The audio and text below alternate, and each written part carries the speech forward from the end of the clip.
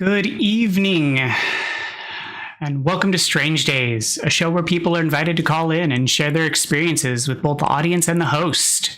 Our goal is to foster a sense of connection and understanding, allowing listeners to relate to the stories and feel less alone. Promoting broader awareness of different perspectives, while the host is available to provide thoughtful feedback and support to each caller. My name is Mac. I'm your host, a disabled, neurodivergent, cisgendered gay man, playing through games while waiting for an audience to form exclusively on stream. If you want to call in or chat, need my attention, I have no problem pausing the game. Or if you're here for the gameplay and the vibes, that's cool too. But without further delay, let's play. Good evening. How are you, Vengeance?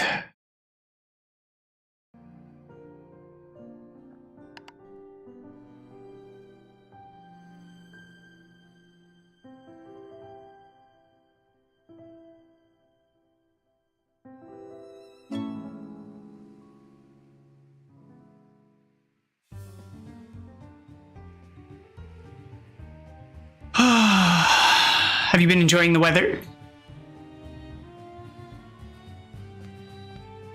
Is it nice and chilly, or are you toasty warm?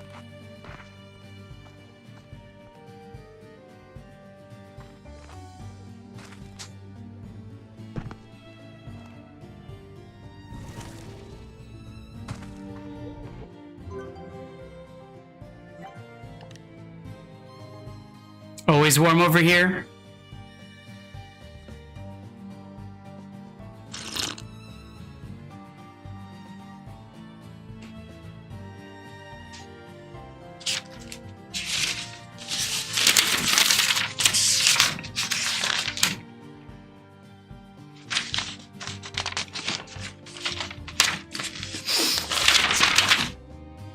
You know what? I didn't check how the spin wheel works.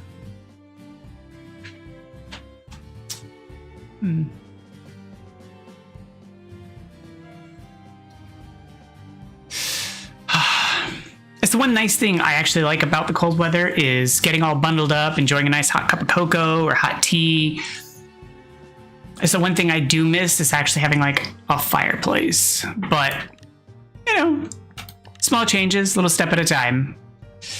First had to get to like a place that had snow. I know it's not for everybody, but I do love snow. It was a nice change of pace from a place that had nothing but rain. Do you like snow? Or are you more of a temperate?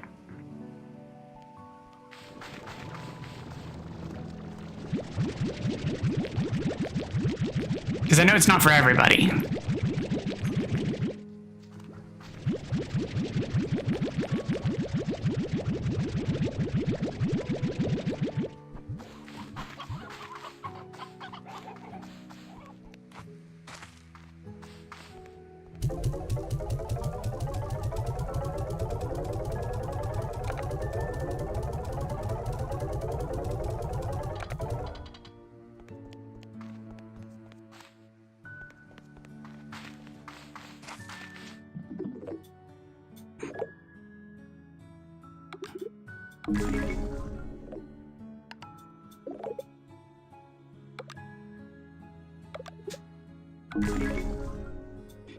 Glow shrooms? Oh, what could I have done with glow shrooms?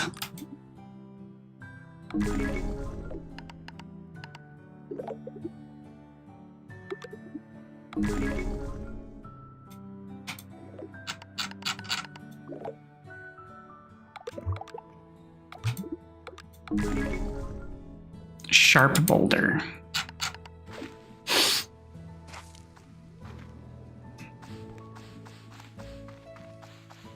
Alrighty. Boards.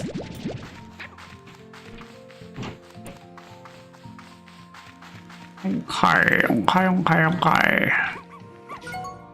So I need to find another chip.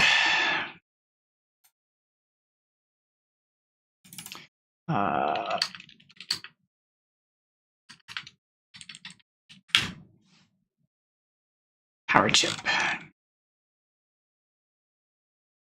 Powderfall Bluffs located on the island with the research drone. Okay, so that means I have to go back to the Powderfall Bluff to find it, which is basically where I've been running around anyway.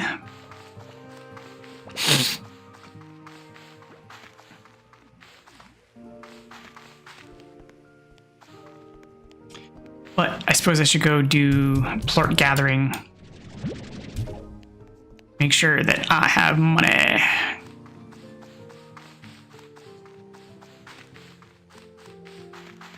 Moolah.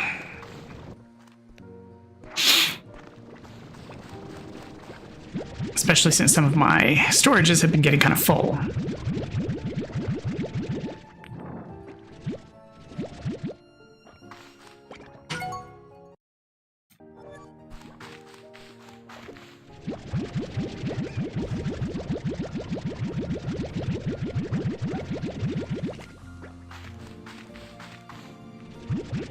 Yup, that's what I was expecting. Stuff was starting to get kind of close to being full again.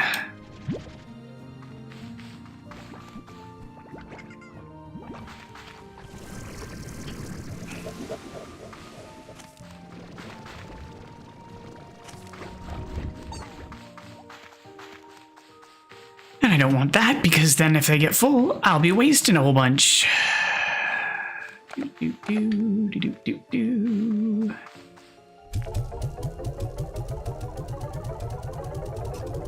And I feel like there was fire plorts needed for stuff.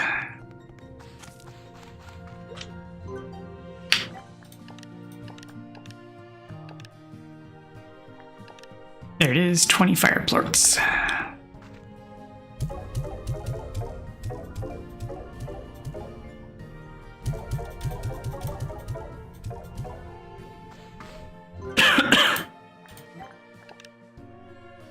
Now I just need one gold plort.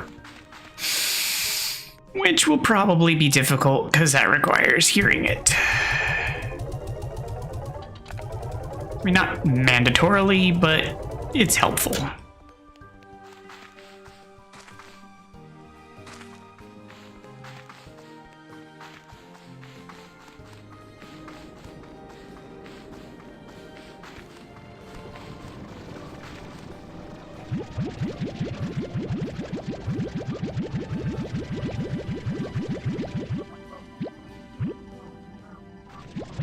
Oh goodness, so many plorts. Plort, plort, plort, plort, plort.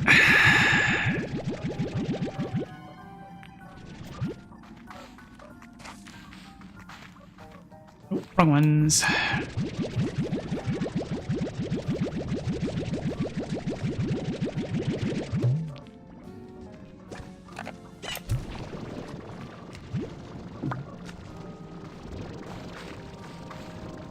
None there. Okay. Whoosh. And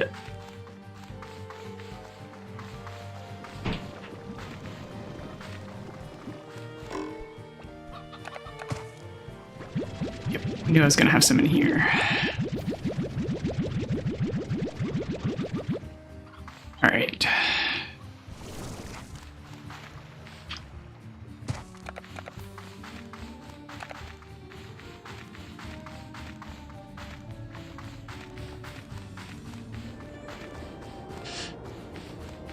Okay, so this should give me a quick boost to funds, and then I can head back to the Snowlands.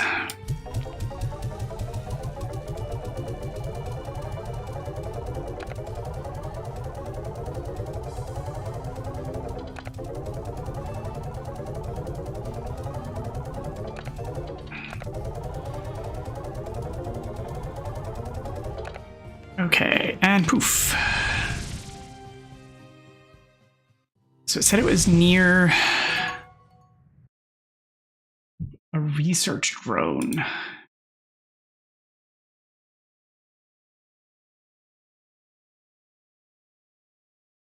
What does it mean by a research drone? Oh, one of the bug things. Okay.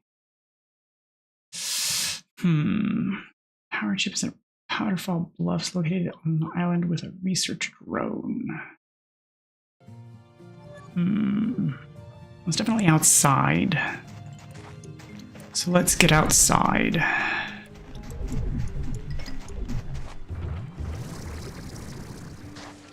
And we'll see if we can't find a research drone. Well, there's a research drone. And that is not a thing that I was looking for, but to start. Oh, goodbye.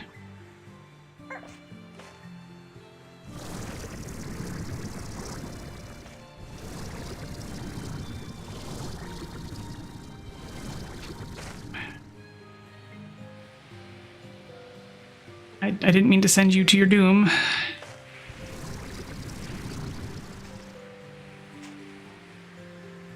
Poor little guy.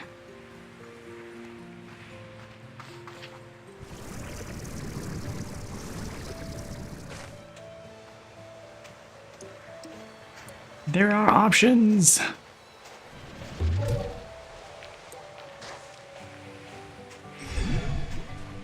Okay. So I'm looking for islands with research drones with treasure orb things. Chiggy chiggy.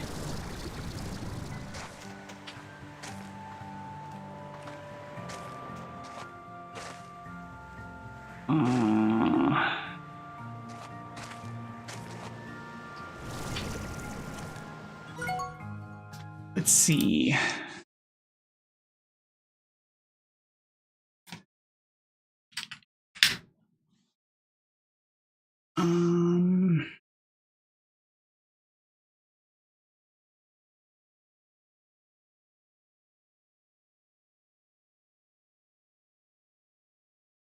Let's see, that's shadows. Ocean level against a cave wall, a large coral rock. Ice plateau, so it's this one. Okay, so this should give me a proximal. Somewhere over there. So I am not remotely near it at the moment.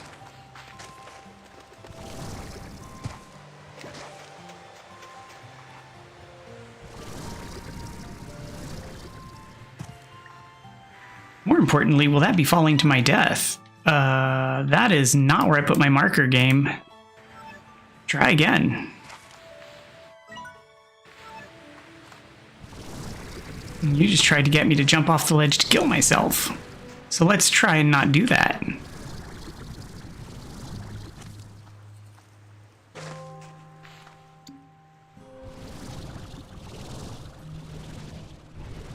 Nope, didn't make that.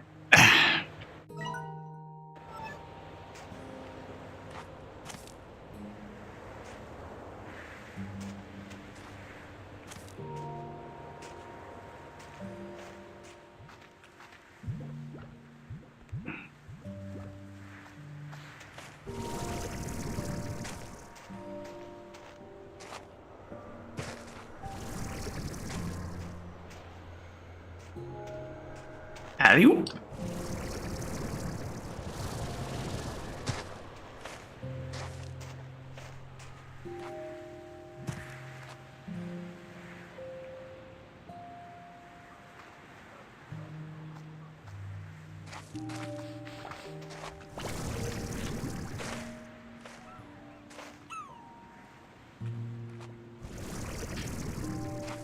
Alright, so I need to get higher.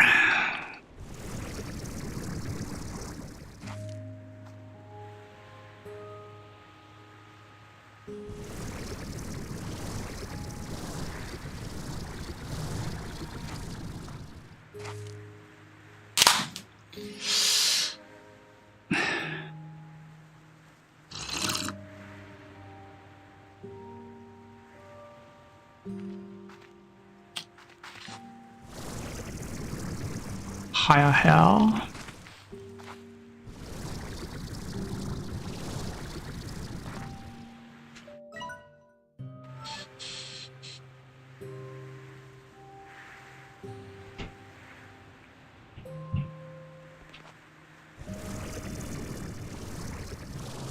I'm pretty sure I see it up there. Alley-oop.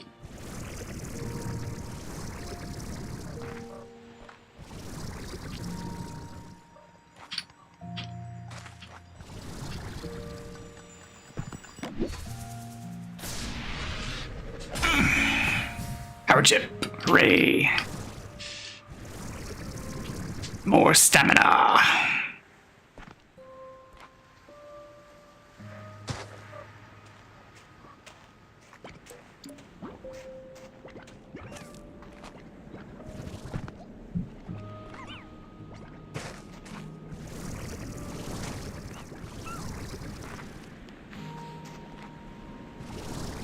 Oh, this was a bad decision. This was a very bad decision. Almost didn't survive that. That would have been very bad. I mean, certainly not the worst thing I've ever done, but a very poor choice.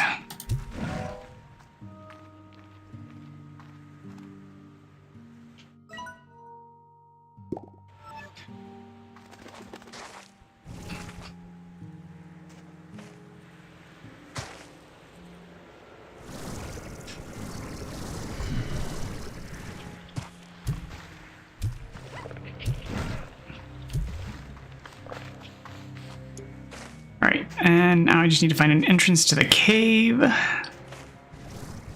Yoo-hoo! Cave entrance. There it is. No, not the one I was looking for, but I'll take it.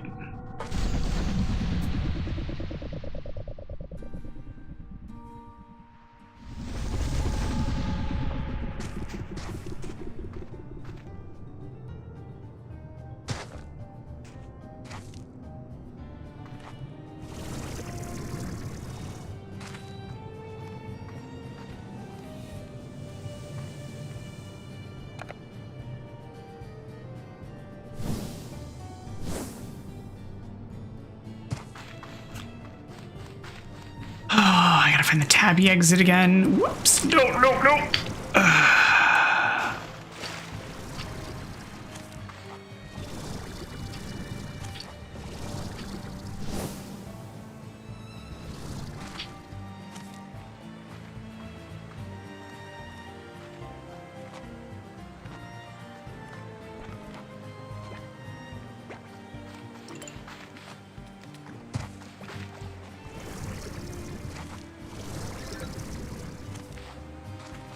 I wonder what it takes to build the springboards, because if they're cheap enough, I might just make some to make this run back easier.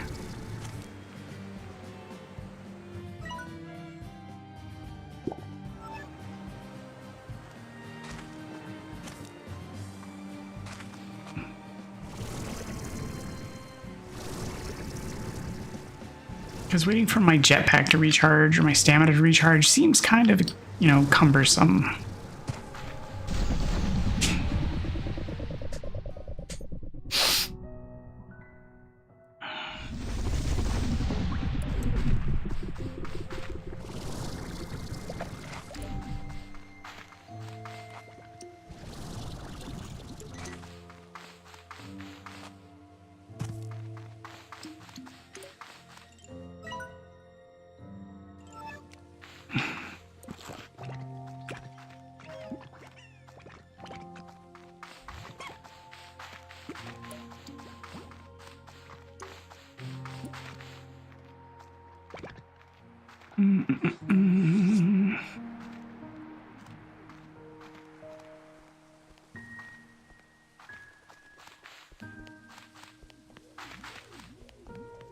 Alright.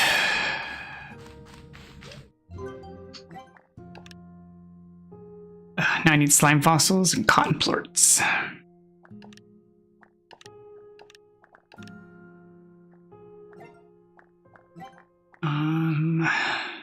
What upgrades am I actually missing on this thing?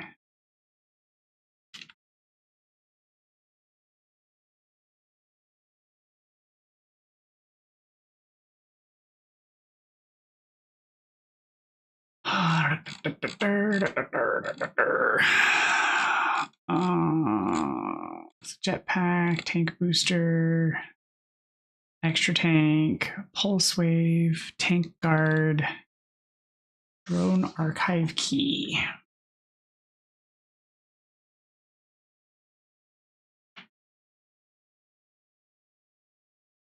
Golden sure shot, shadow sure shot.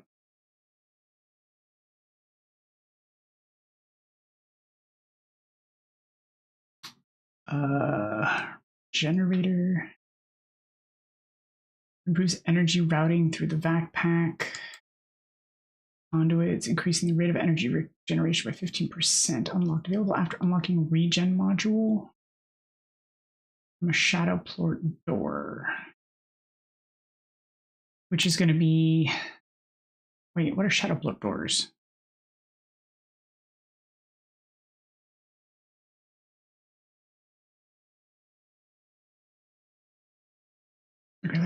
Treasure pods. They're shaped similar to refinery links with meter of yellow sun-shaped spikes above it. Oh, all right then.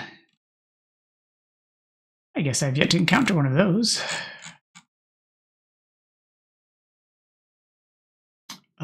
Power injectors.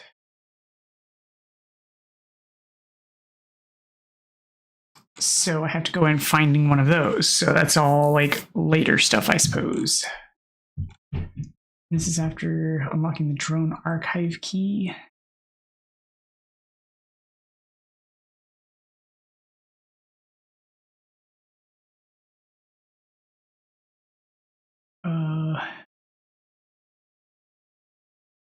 Key can only be obtained after popping both Flutter Gordo and Boom Gordo. Interact with the research drone behind both Gordos, which you will call soon after to offer the drone archive key.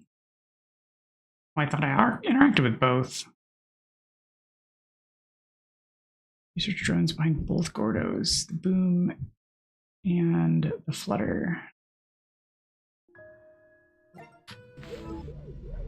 I should have interacted with both because I've been behind both.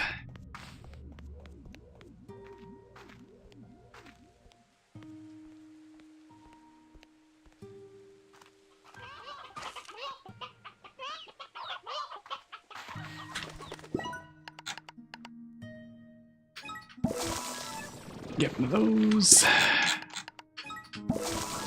One of those. Okay.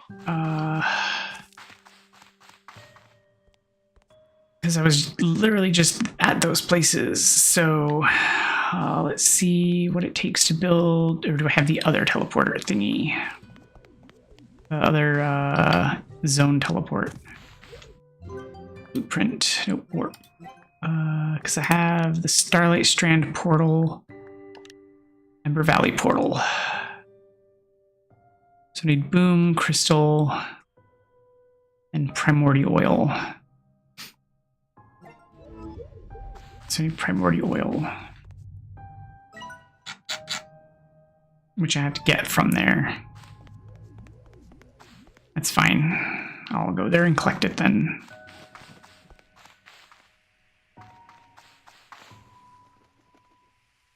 What was that?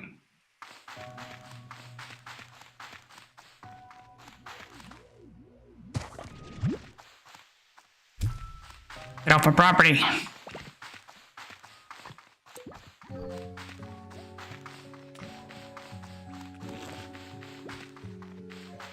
Whoosh.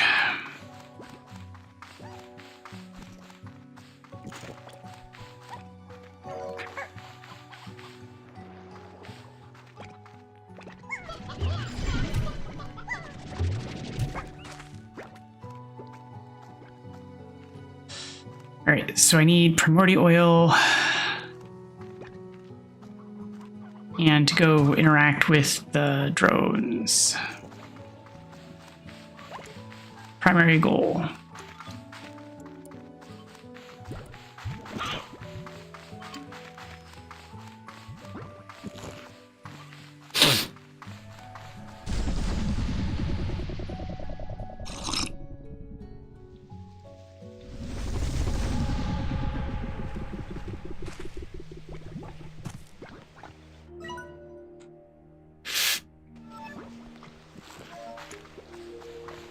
But I probably should have taken the tabby entrance because that would have taken me a lot more.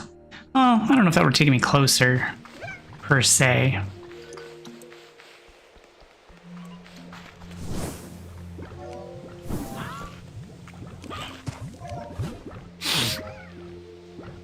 Maybe a bit more of a direct route that I'm more familiar with accessing the lava region.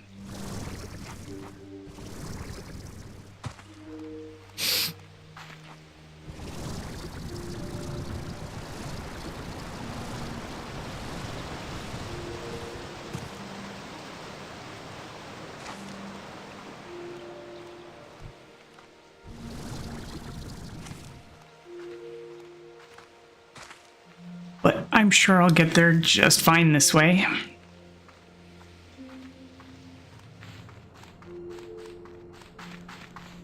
Somehow.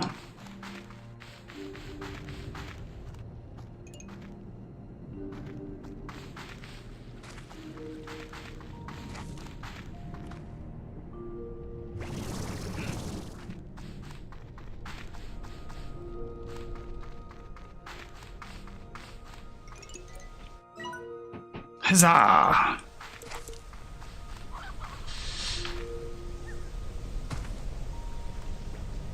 Okay.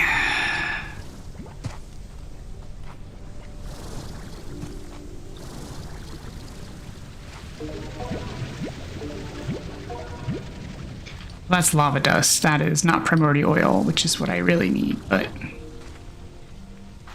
still got to the area that I needed, which is the Boom Plort, or the Boom Gordo's door. And there's a drone in here.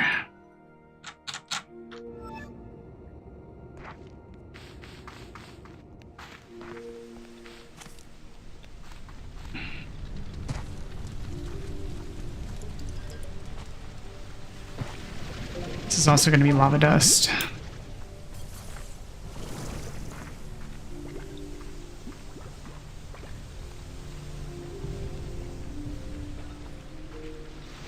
Also, nope, that's going to be primordial oil. Okay.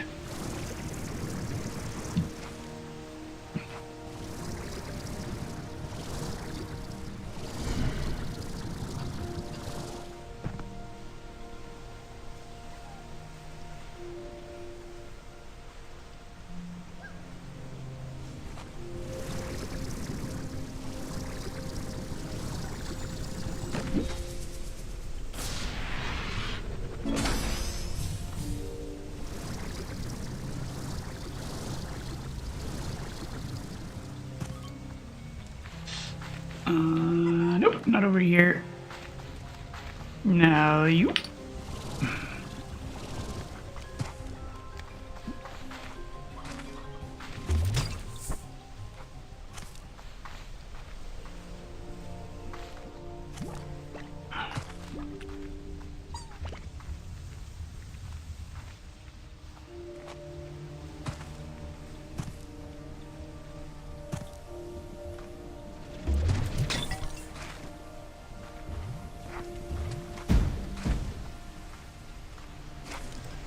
There's usually fountains of crap here, like of the dust or that primordial oil, like here.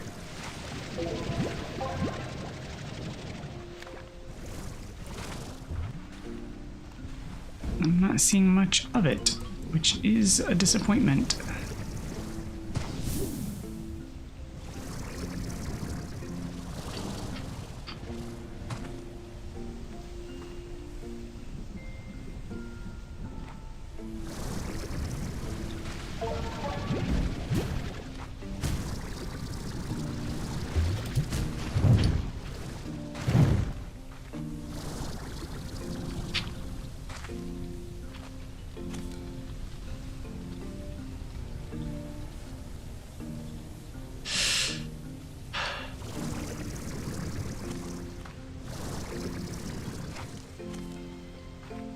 Because now I don't know where to go get it.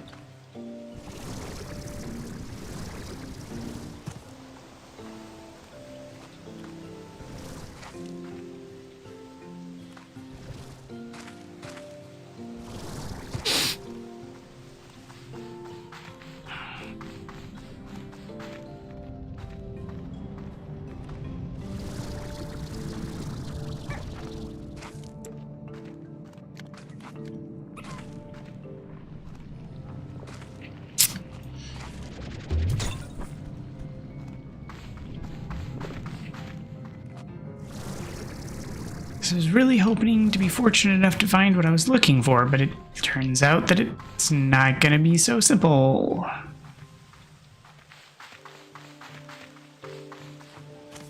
At least not this time around.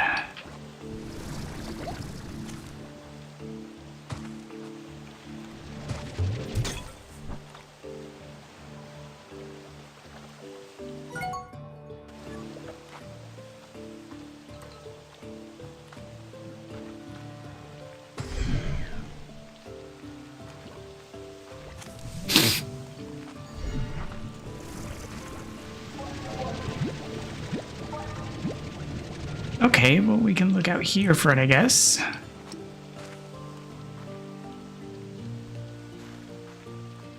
I didn't really realize it could spawn in this area.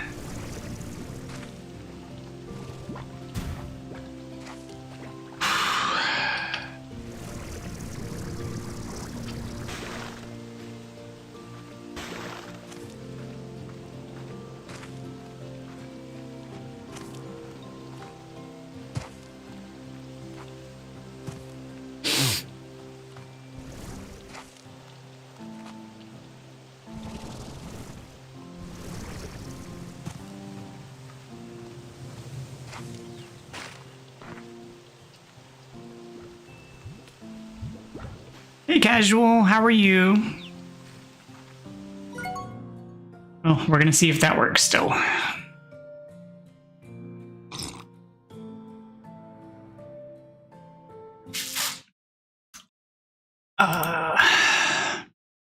I'm doing okay.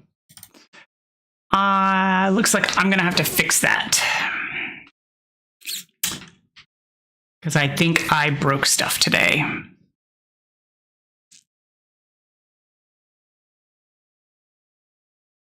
Yep, I broke stuff. So bear with me, I'm gonna fix that so that you can use that again.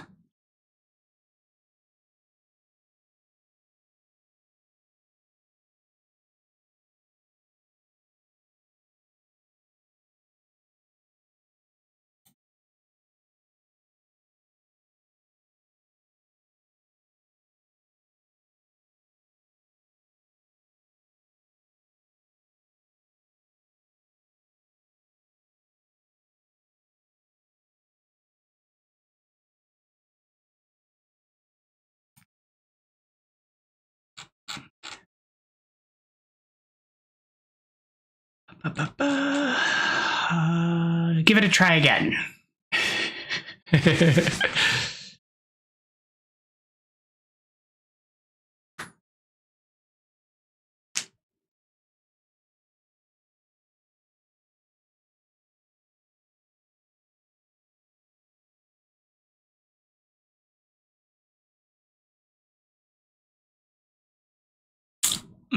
Wondering how badly I broke it. Oh.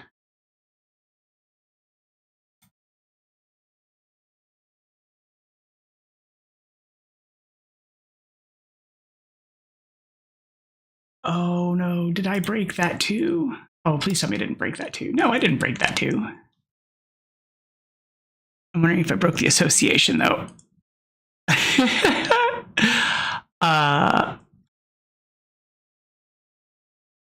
Spin wheel in. So that's Bane. Spin wheel in.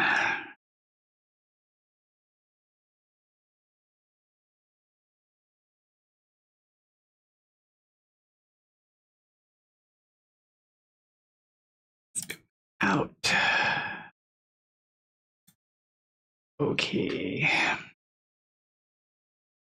Save.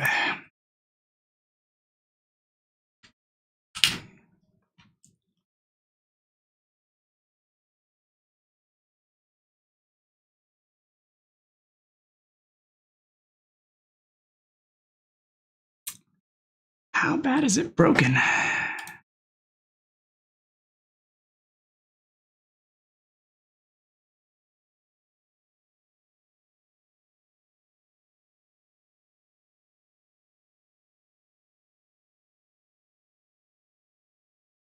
Oh, goodness. I may have changed way too many things all at once when I was changing stuff.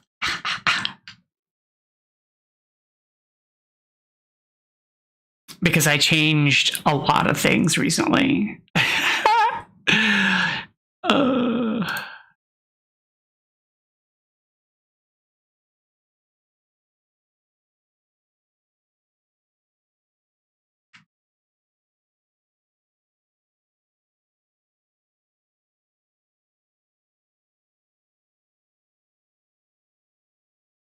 It was actually...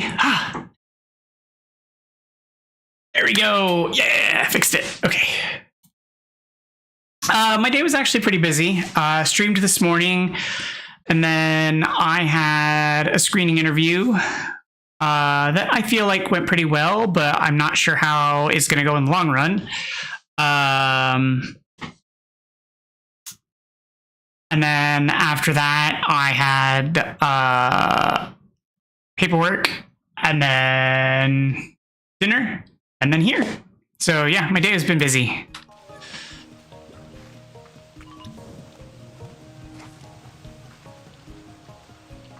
And then tomorrow is also shaping up to be busy, but yeah. How was your day? Yeah, I mean, it's not like super duper exciting. It was just a screening interview, so like, I don't know how it's going to turn out, but you know, it's something, so it's a start. It's the first one I've had.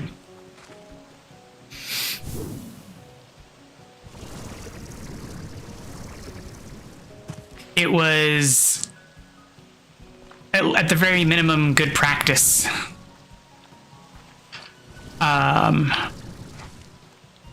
It's interesting. At first, I was a little meh, but then I looked into the company more, and they have like excellent ratings and reviews. So like, the Human Rights Campaign has like an equity index for companies that submit to like review, and they have a perfect score from the Human Rights Campaign, and their Glassdoor rating is really high. They have a good recommendation rating. Their CEO has a good rating. So overall, like, they have good ratings. I have a little bit of concerns over the project work that it is, because it would be 100% on site, and with some of my health concerns, I was hoping for a hybrid position, just because if I have migraines, being able to work from home is something that I was hoping for. But I don't know. So we'll see. I'm not like completely averse to it. The woman I interviewed with seemed really cool. She was really open to questions, seemed really transparent about things. So I was interested. I'm particularly interested in the job listing, because it wasn't like, oh, hey, you have to be all buddy-buddy with AI. Do you like AI? Hey, would you like some AI with your work? Would you like a cup of AI? How about some AI? Do you love AI? How much AI are you willing to work with? Would you like some AI? How much AI do you know? Would you like some AI with that? And I really liked the fact that it really wasn't in the job listing, like, at all. Because just about everything else that I've looked at has been very much AI centric, and I appreciate that it wasn't there. And so that definitely held my interest. It's not so much that I'm putting my health first, just that I know that I have certain limitations. But they have a comprehensive health package, and they have like PTO, they have flexible time, so that if I have a day that I have to like work, like if I have to take a day off, I can make up the, like if I have to take part of the day off or whatever, I can make up those hours on different time. But they do work 9-hour days typically, and so they work what is it? I forget how they phrase it, but it's I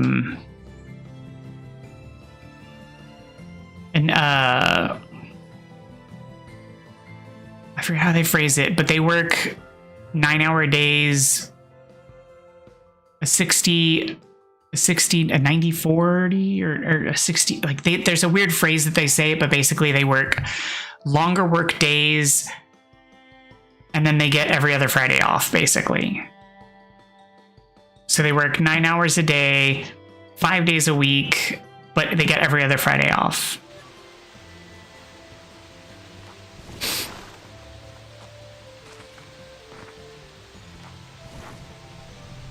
And if I remember it correctly, it is, but it's also complicated for me because essentially that's how I work anyway, but also because of the way I work anyway. But I also don't take the Friday off.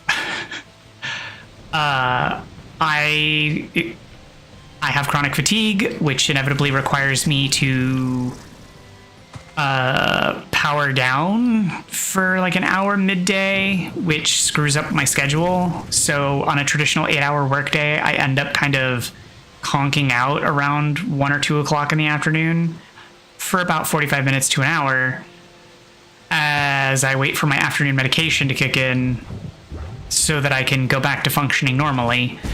And because of that, I either work an extra hour in the day or I compensate other time elsewhere.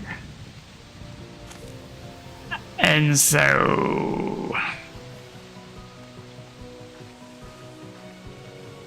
how I've traditionally done it on other jobs is basically making myself available on off hours.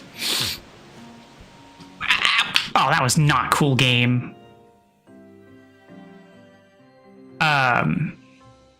So like at my previous job, I would essentially be available on call for whatever. So at the drop of a hat, they could call me up and I would just show up to work because I lived like a 5-minute, 10-minute drive away from work and I could just be there.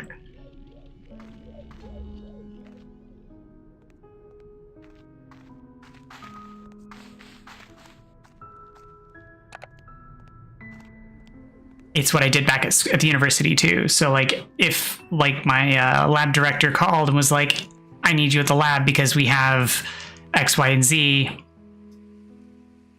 Oh, I mean, naps would be great. Except that doesn't happen. I literally just shut down. I've startled people because they'll just walk into the office. Well, not at my job, but back when I was at university, I'm just laying on the floor staring at the ceiling because my cognitive function depletes, as does my ability to sit upright. I'm just kind of horizontal on the floor, like unable to really do much. People walk in, they're like, "Oh my God, are you okay?" And I'm like, "Yeah, I'm fine. I just can't sit up right now."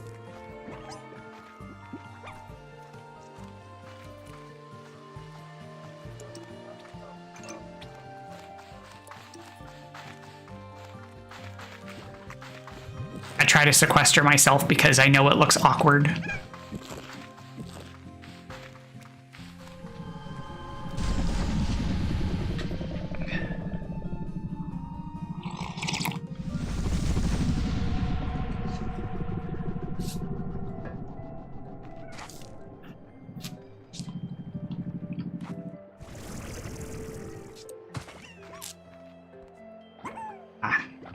Should have waxed my beard. Getting in my tea.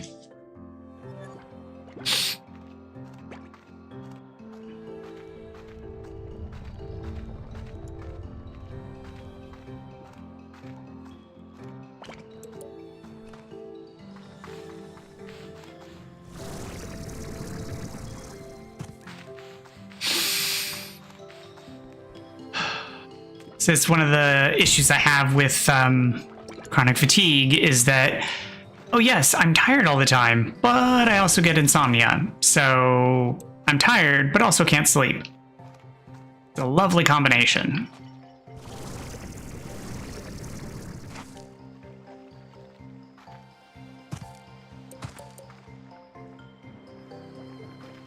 I have done a sleep study.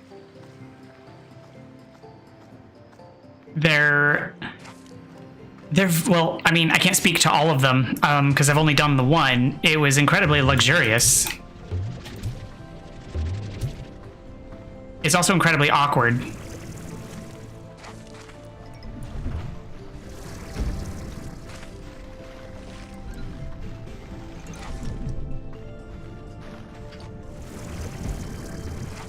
Because I don't sleep well in strange places.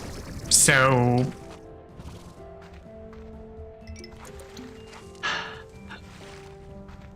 it just strains my already difficult time sleeping. And then they're like, just sleep like you normally do. And I'm like, oh, good.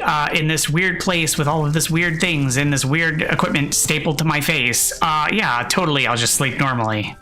Let's watch that happen.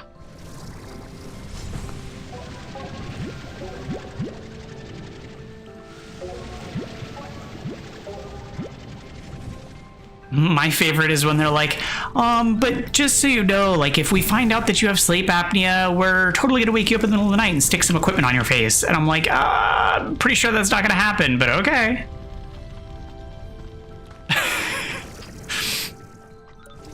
Because sleep apnea is you not breathing in your sleep. And I'm like, yeah, I'm pretty sure that's not my problem, but you do you.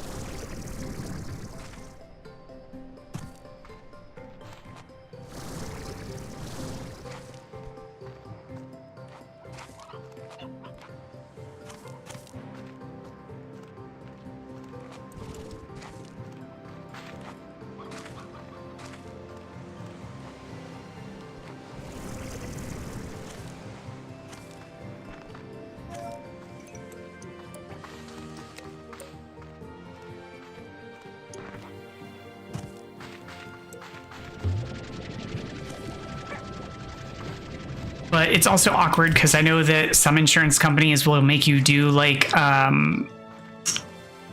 at-home sleep studies, which are like just weird because they're sort of like these boxes and self-administered where you essentially like strap yourself in and I don't know. They're weird to me. I'm not really sure how I feel about them. Not that I really feel greatly about the professionally administered sleep studies.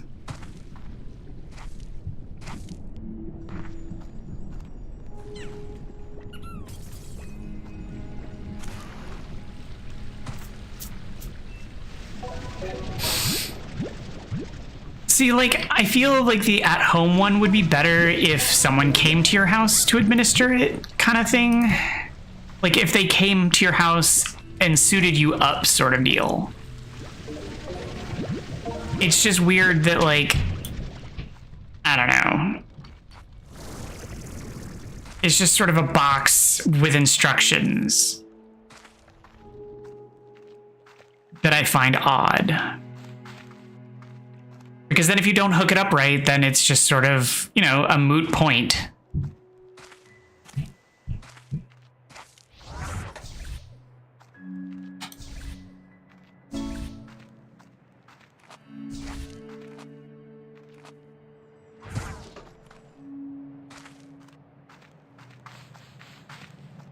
But like if someone came to your house, hooked you up to it and said, have a good night, and then let you go to bed, and then in the morning you just untangle yourself, box it up and ship it off, that's a different story.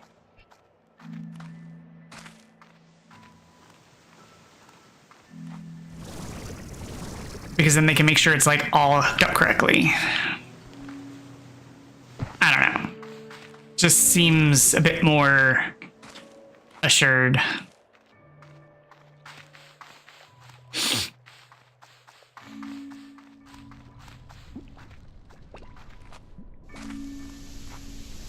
Oh, the one that came up when I hit spin? I think it was music. But you can spin again if you'd like. Never hurts to try.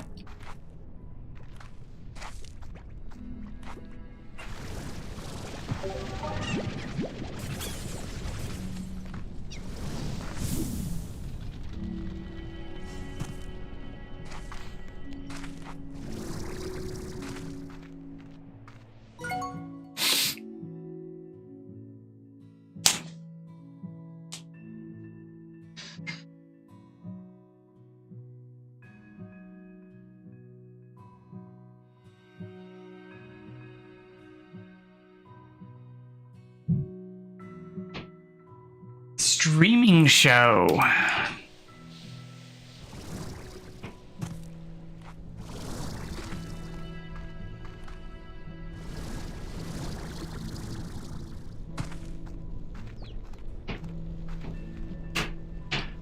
Yeah, so I think it's intended to be like a streaming service original.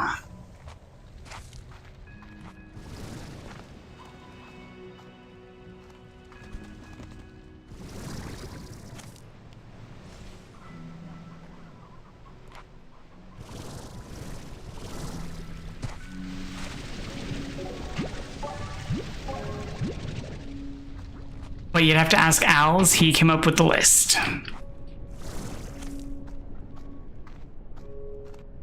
I just transcribed it and made it work. You're drawing blanks.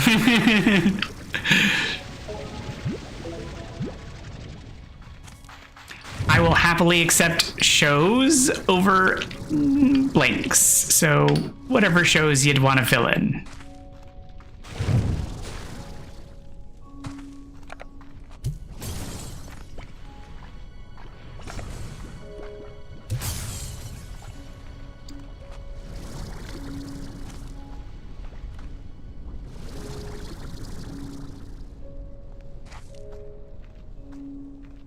What movie did you watch?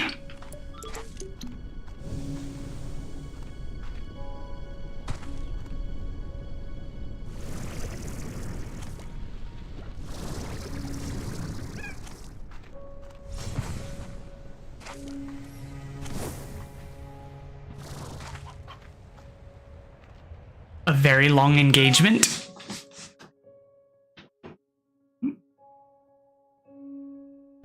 Well, I mean, I thought you were going to tell me about a movie, not how long the movie was.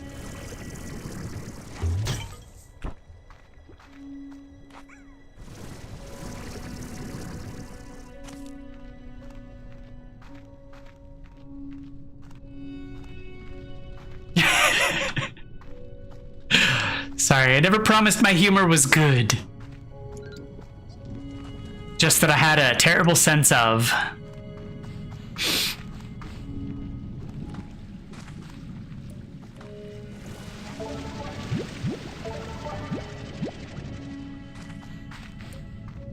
So was it any good?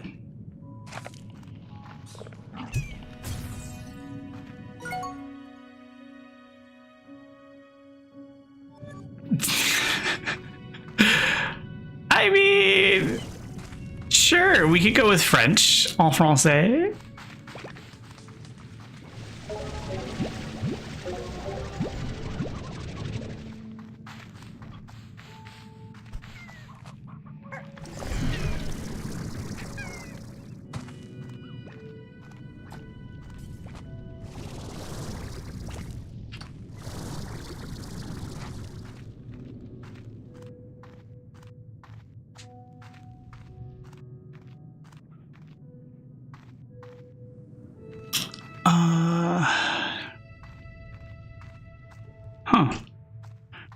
You know, it's always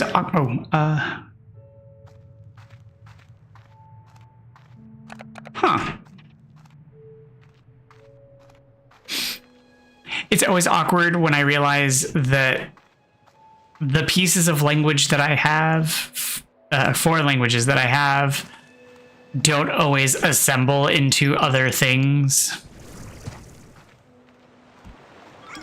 And I find it amusing. Because, like, I can say certain things. And then I'm like, how would I put these things together into other things? I can't.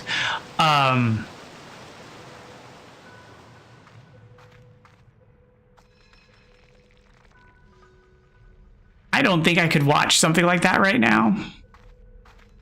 It feels a bit prescient and a little too real.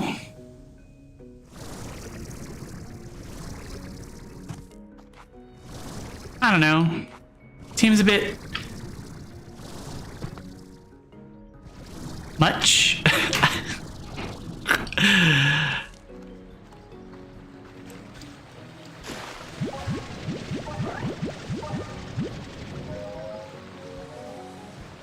But maybe I could. I don't know. It's weird.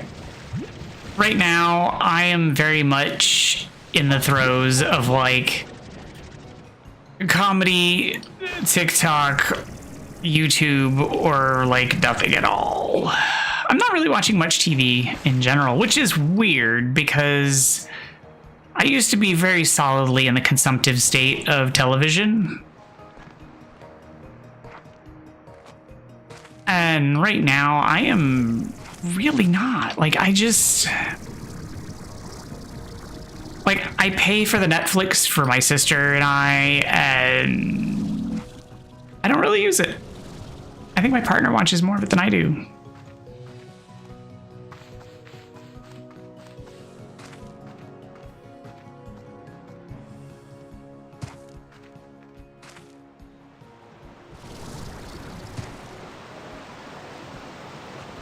And honestly, I probably watch more TikTok right now to try and figure out how best to use it and create things for it, because I'm still trying to figure out how to do that without making more videos saying, I'm still trying to figure it out. Please don't hate me.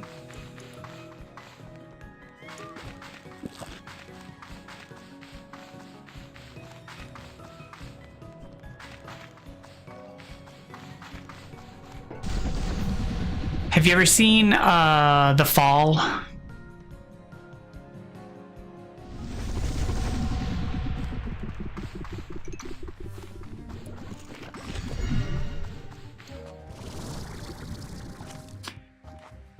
It's oddly, apparently a really rare movie.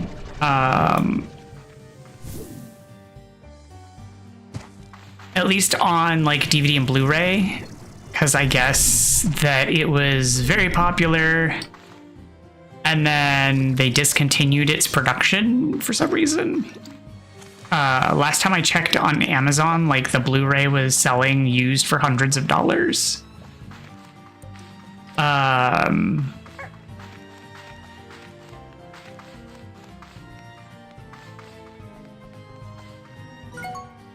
But it's kind of like it takes place during a war. I don't remember which one. It's been a very long time since I've seen it.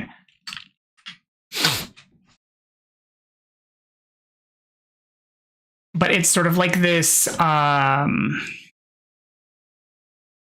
also takes place apparently during the World War I.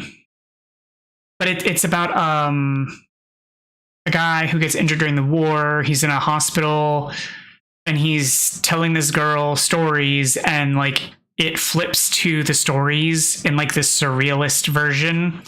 Very much like, oh, what movie was that?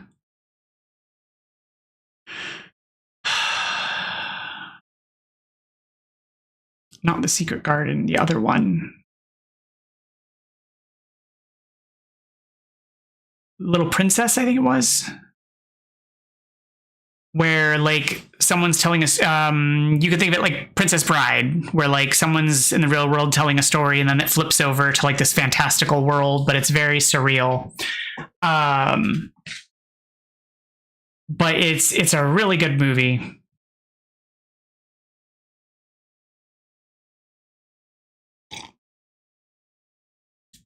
But if you have the opportunity to see it, it's very good.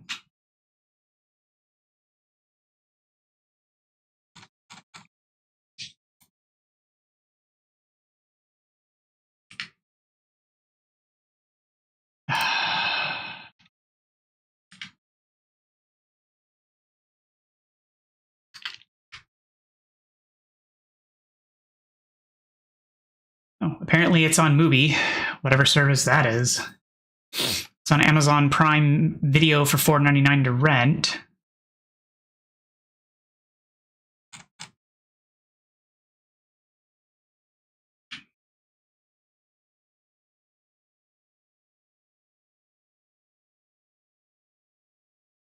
In the fall?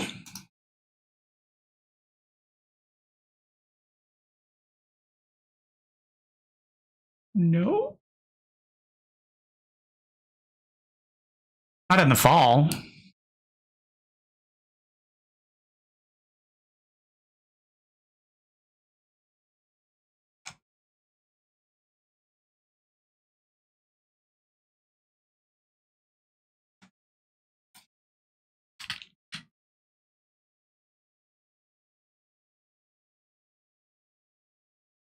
Unless you're looking at the wrong thing. You're looking at the wrong one. You're looking at the fall, the TV show. This is the fall 2006.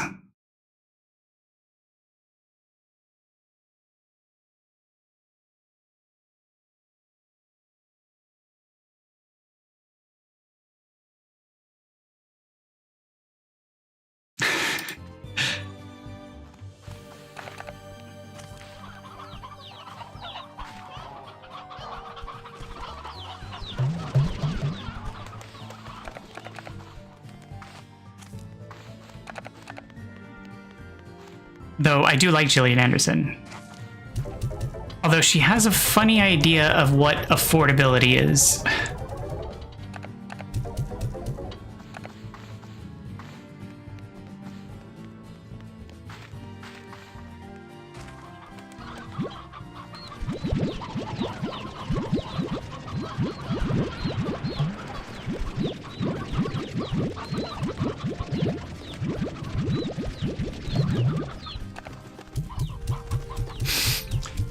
Because apparently she has a series of sodas that she makes that are neurotropic, and they are incredibly expensive per can. And yeah, very expensive.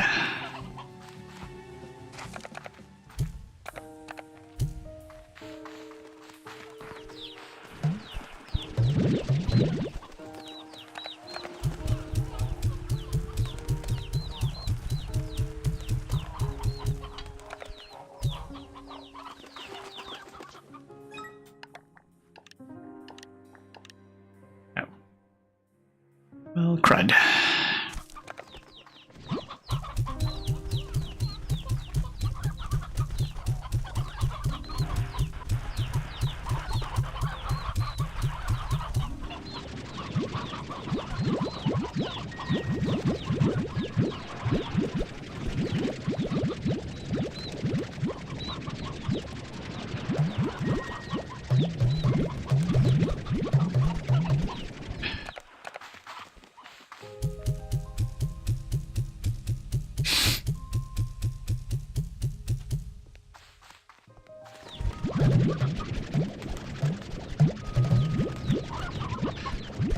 Oh, goodness. But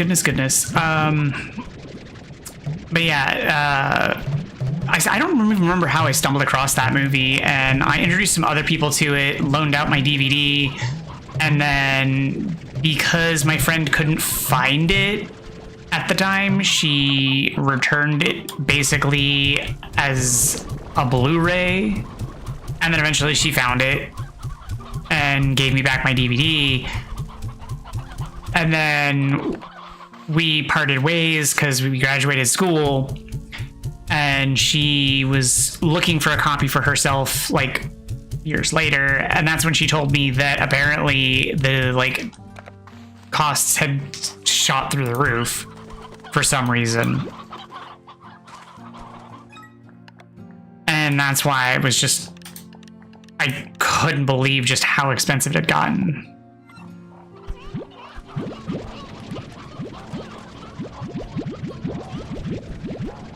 It also kind of blows my mind that DVDs and Blu-rays ever really get that expensive for some reason. Because, like,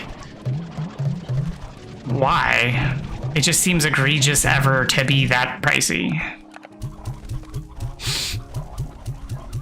I can get that they're expensive, sure, but like, unless we're playing the whole rarity game, like, why do they have to be expensive? There's no real reason for it.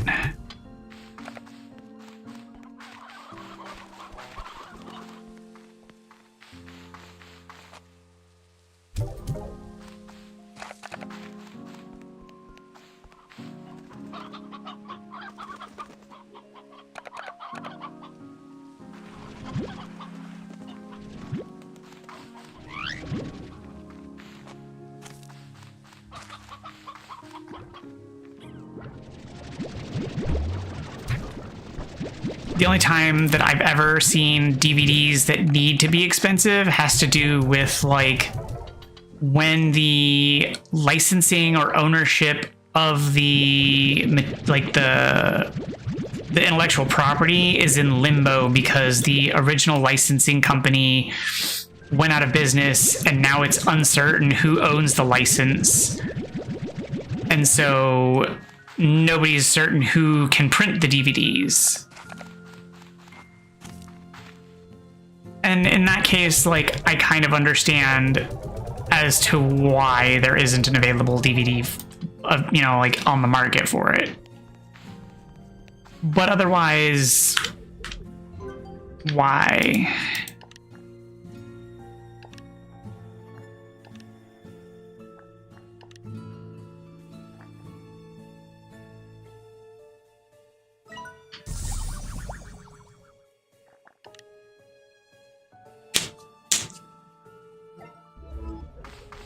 It just seems unnecessary.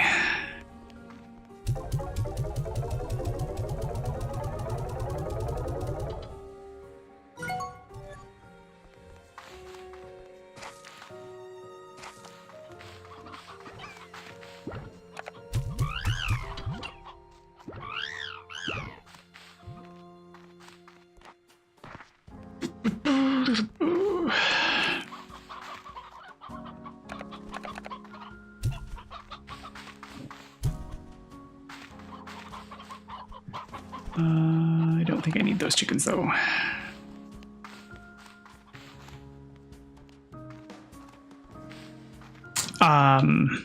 So are you a Gillian Anderson fan? I'm assuming because of your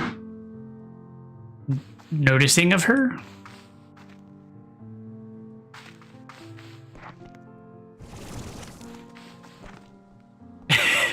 Well, I'm sure there's always another way to watch it, but...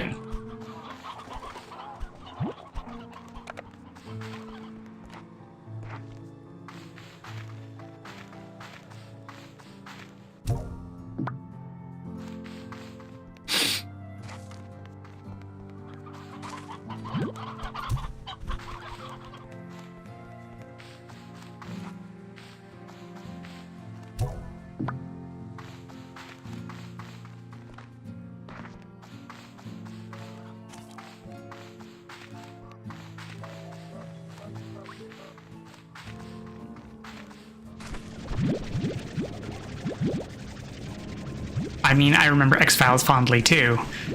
Fondly and terrifyingly, but, you know, same thing, really.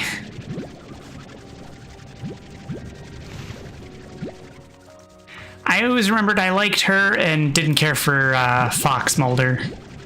I liked his name, I didn't like him.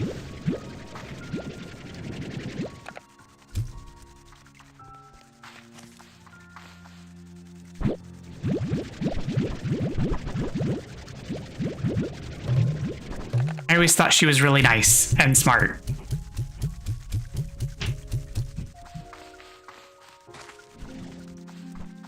I always thought he was kind of a dick.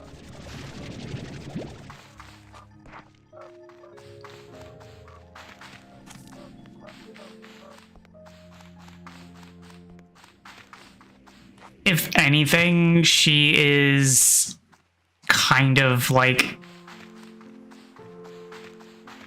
the FBI agent I wanted to grow up to be. Oh, I mean, I never really watched the show specifically. I just caught pieces of it when my parents were watching it when I was growing up.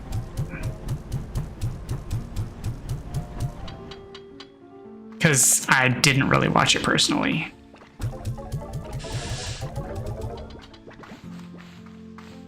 I mean, not intentionally. I mean,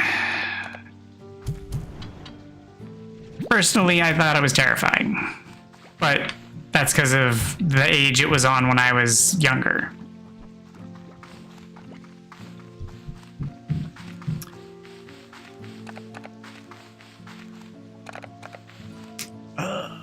That was crystals. I should probably, I mean, if I had the bandwidth to support thriller mystery and not, I don't know,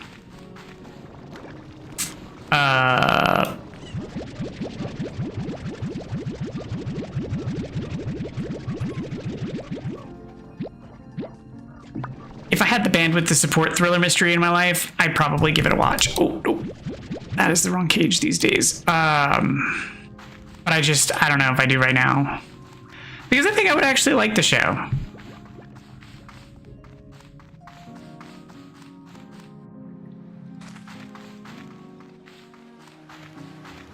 That is a fair assessment. I don't know how it holds up either.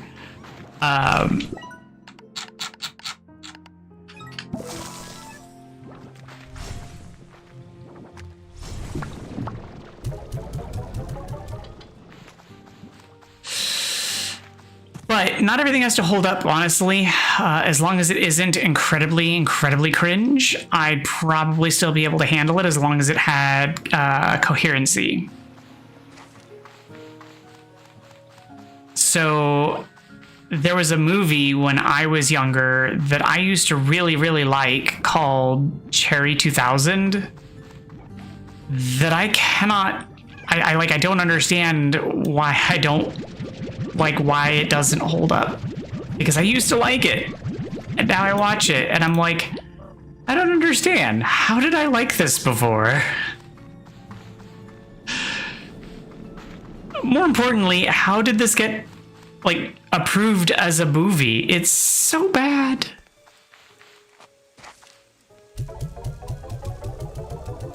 Like as a kid, I used to like the movie Cloak and Dagger. And I tried watching it again, and I'm just like, this is really bad. Like, how did this get approved as a movie? Like, it is also very bad.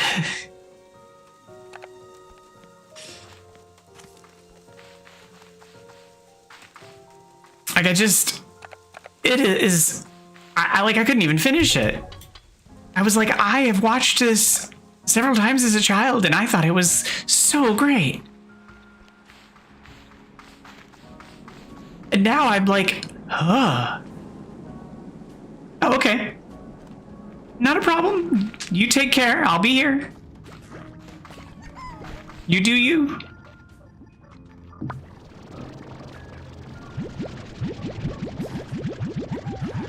Thank you for letting me know.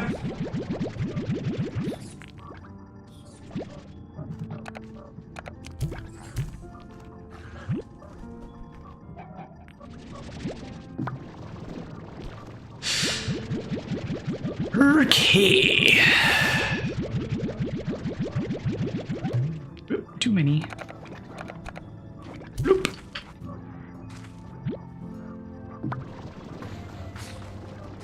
And refill the bat's feed.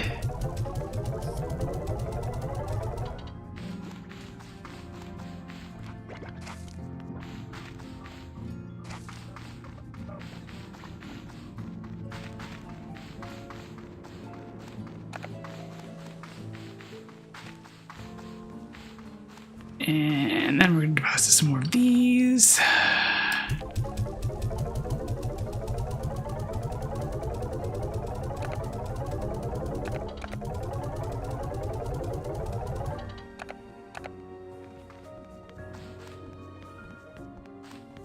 All right.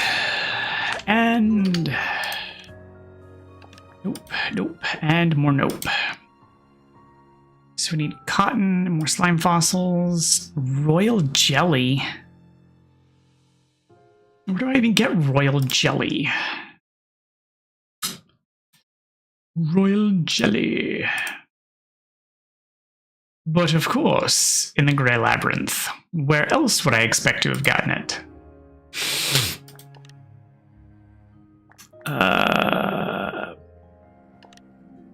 So basically a storage cell.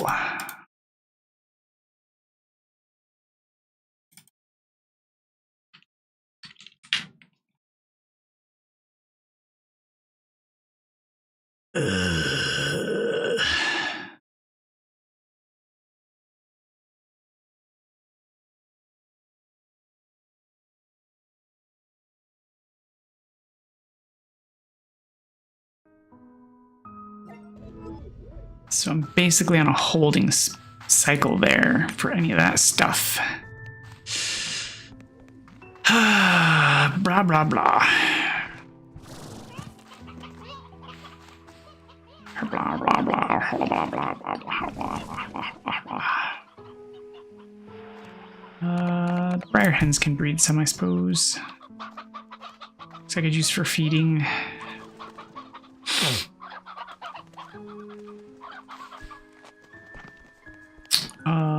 And then hunters can do with more food. And then I can go check on the butterfly big thing. Gordo, that's what I was looking for. And then see if I can find the thing to talk to unlock the next thingy thing.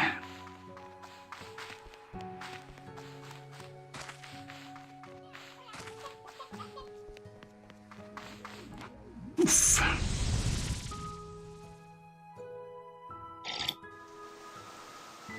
And we're off.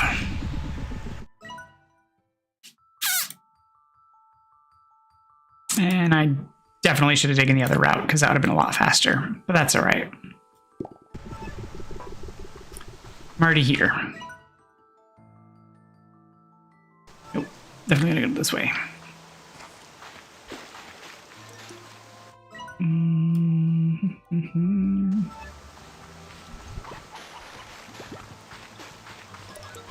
Up and over. Excuse me, coming through. Don't mind me.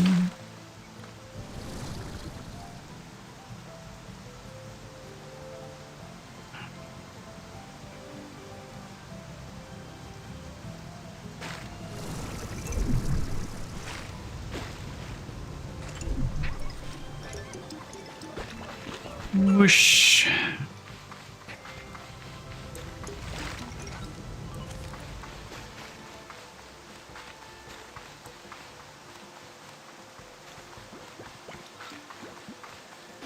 Alley-oop.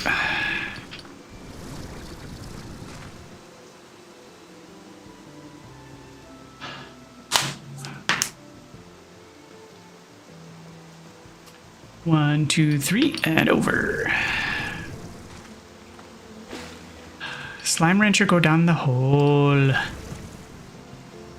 I just need to find the bug, the drone or whatever that's in here that I need to talk to.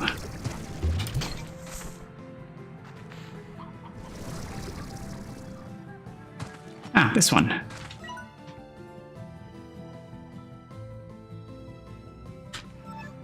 Okay. So now she should talk to me? To give me the unlucky thing or whatever.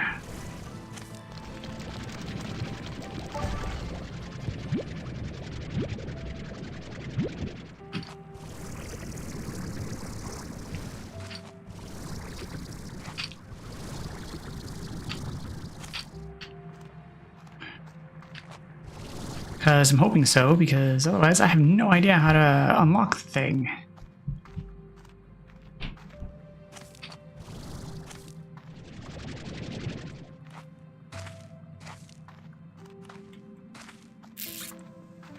Chicken.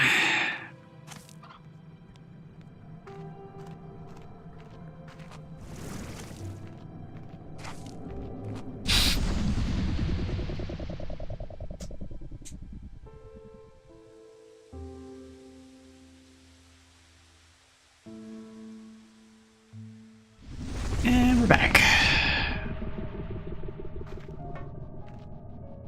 And I, like a dummy, didn't bring anything to shoot things with.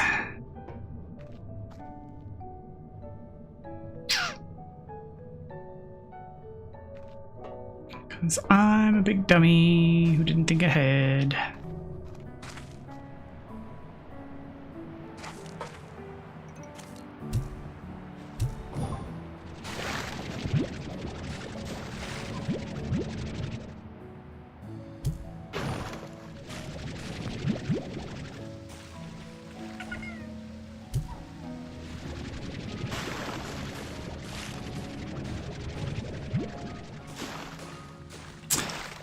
I still got some out of it.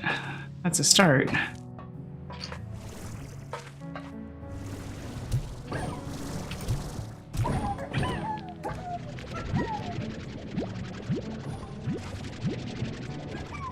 No, wait, where did the other one go? I had 3. I had 3! Not cool. There it is, I was gonna say.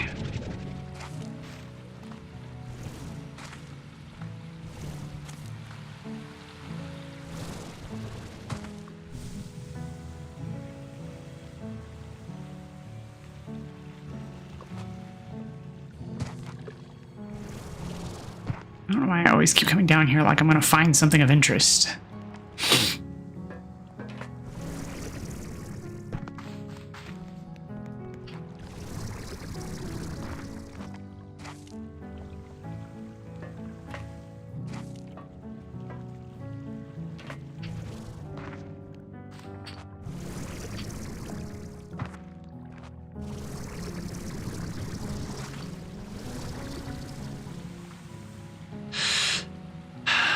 Blast off!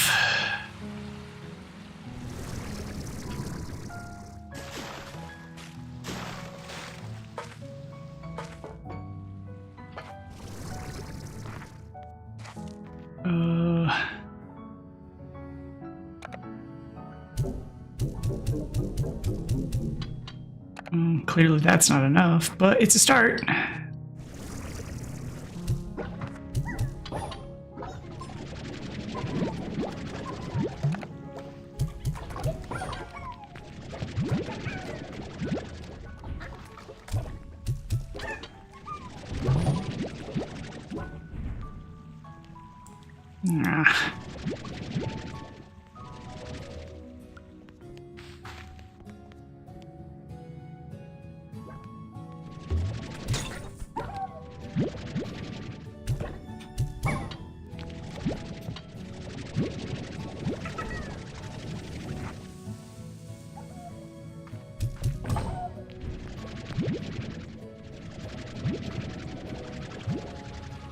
All right, any more?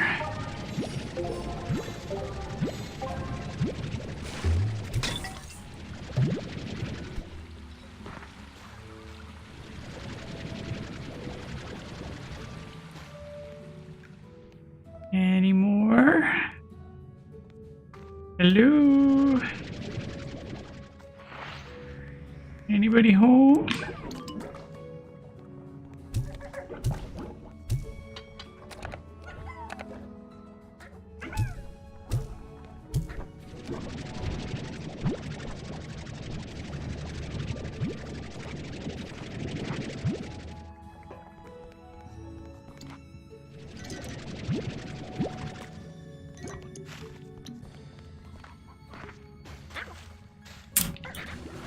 Not cool.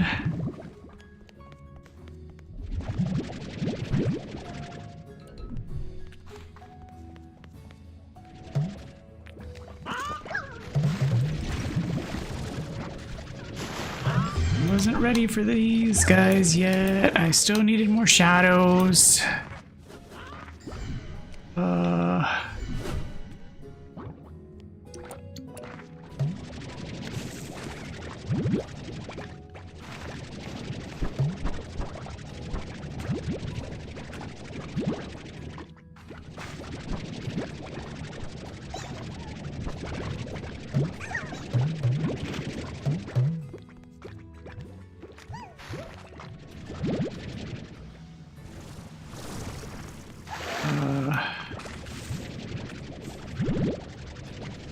There we go. But what opens the door? Like I see the door, but I don't see the keys for it.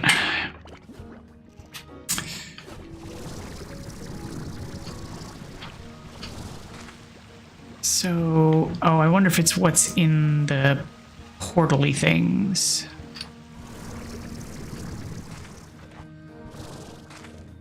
And I have to stabilize them or whatever. Oh.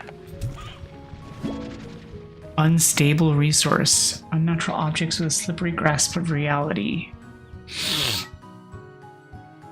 Caught and stretched across reality, matter, and time. Resources affected by the prisma disrupts the gray labyrinth. Are too volatile to exist long in the natural world. Eventually, these resources will pop out of existence, or even a rancher's vac tank to escape the confines of reality. And mundane 3 dimensions. Basically, they've got too many reality appointments and are constantly rushing to get to the next one. While unable to be used for regular ranching purposes, unstable resources do seem to have unique interactions with the slimes within the Grey Labyrinth that will take an intrepid slime scientist or adventurous rancher to find out how these disrupted resources impact the normal slime digestive process. Due to their reality-bending energies, unstable resources directly conflict with the warp technology. They cannot be teleported and even prevent ranchers from using warp technology themselves as long as unstable resources are within their vac tanks. Huh.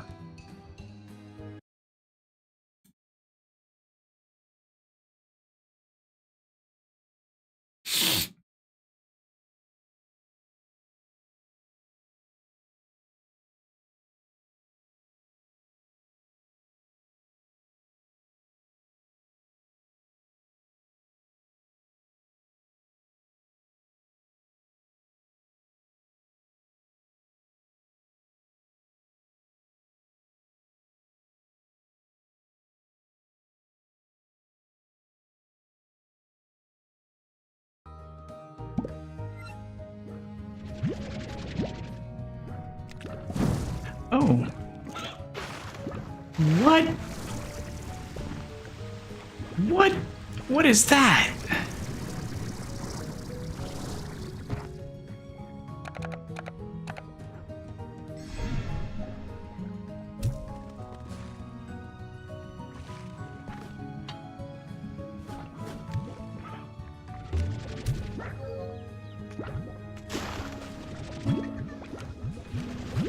Prismatic ports possibilities with a purpose. These plorts appear to be especially sensitive to temporal disruptions that appear throughout the Grey Labyrinth.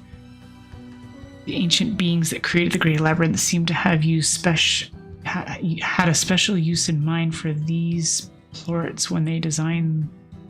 Can't see through that. These plorts when they design megastructure. Perhaps these plorts themselves are the key to delving further into the structure's mysteries. Like other unstable objects, the plort impacted by prisma disruption will eventually become so volatile that it cannot be contained by a rancher's vac tank, bursting out of after a period of time. If only there was a way to stabilize them to make them safer for transport. Possible uses for prisma plorts are mysteries of the Grey Labyrinth itself, but perhaps some creative minds coming together can unlock their untapped potential. Huh.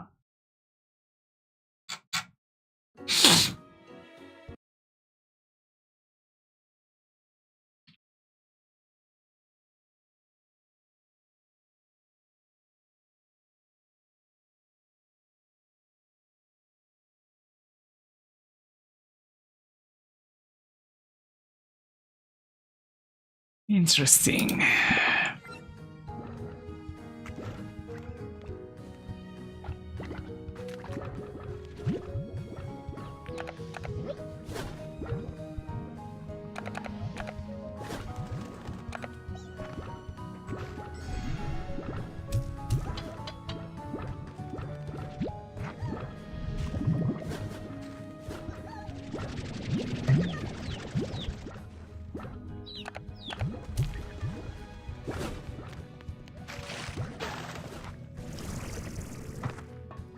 I wonder what triggers the prismatic wall.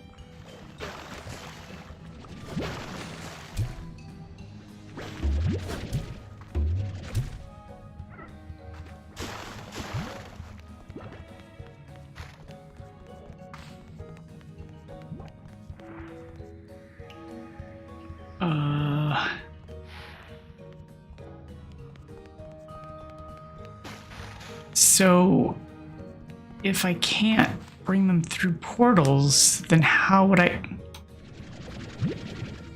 I get them back?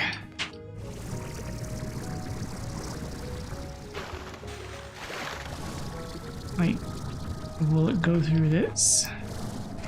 Yeah.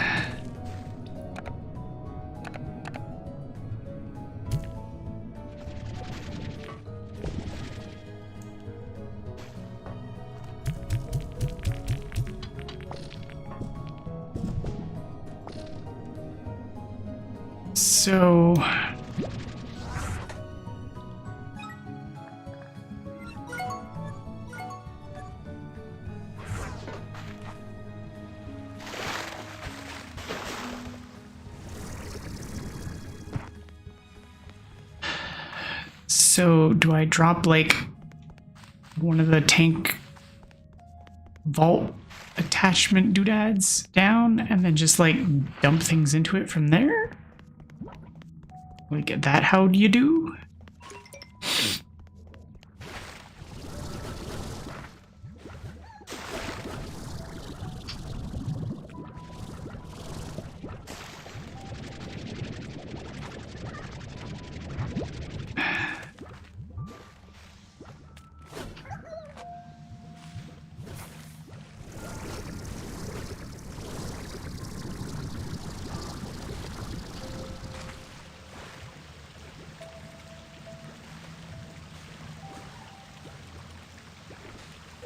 Like, I don't... Are they just random occurrences? Is there...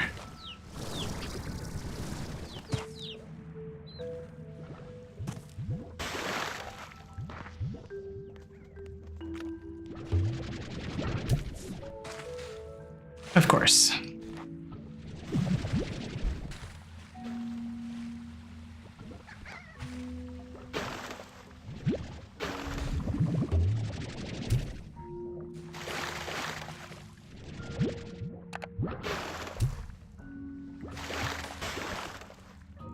What generates the prismaplorts?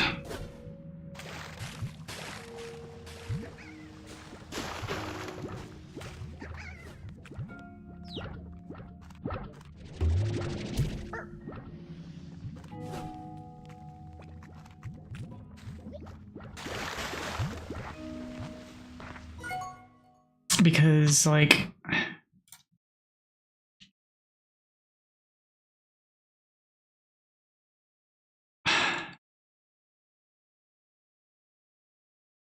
during prisma disruptions?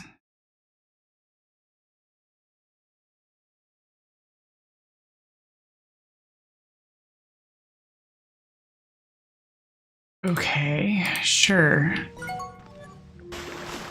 Okay, so that must be what the walls were, was a disruption. Gotcha, gotcha, okay.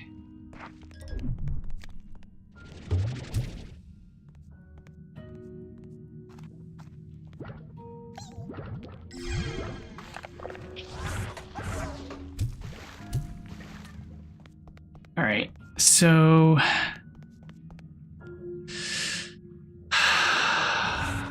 we're gonna go ahead and swap that out for gray.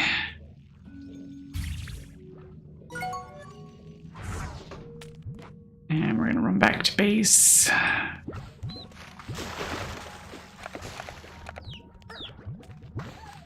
And put down the gray telly.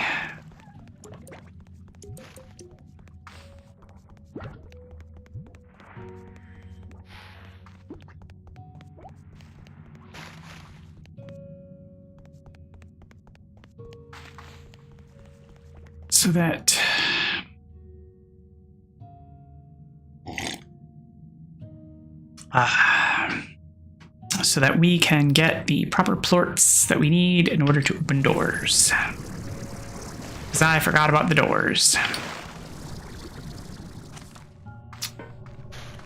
Oof.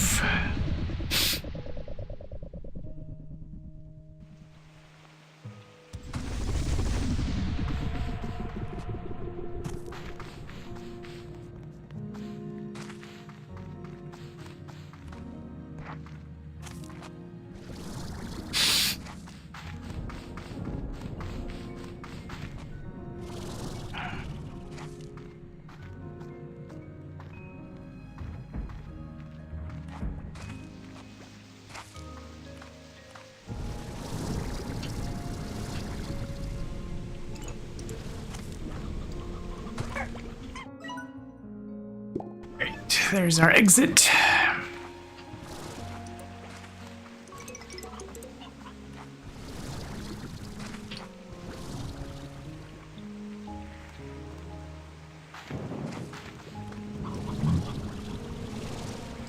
Nope, ran out of juice.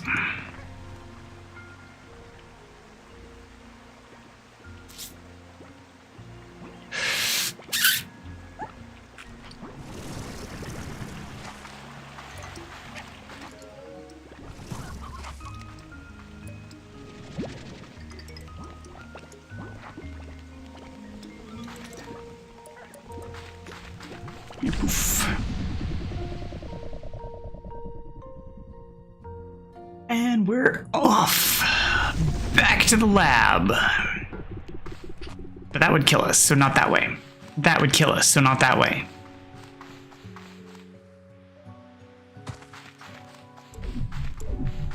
Okay, this is the way.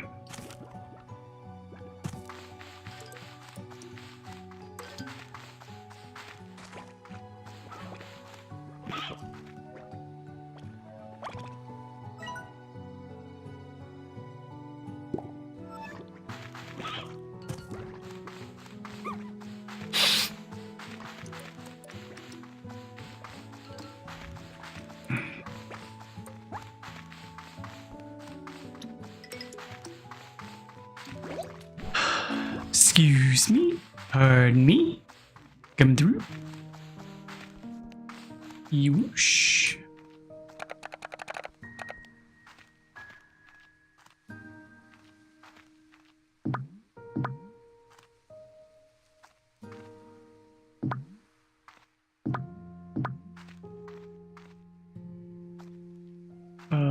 There it is.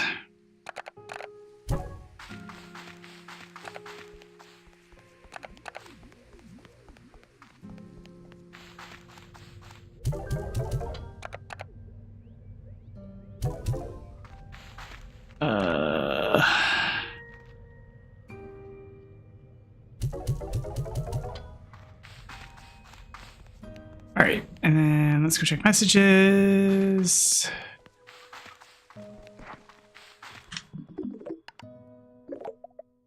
I have something for you to try, and to be honest, if it works, I'm going to be super creeped out. I've created a blueprint of a key, a special archive key for the drones.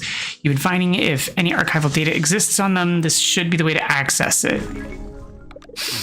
I say should because I actually have no idea, but if those drones are from the pages of my own journals, well, this key is how I would access their archives if I ever built anything like them.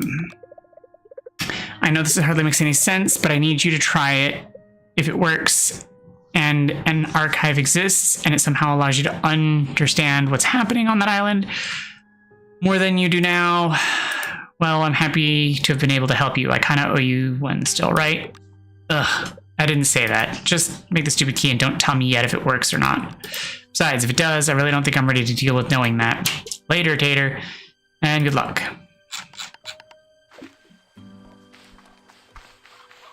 Let's go see if I have the materials to make it. Hooray!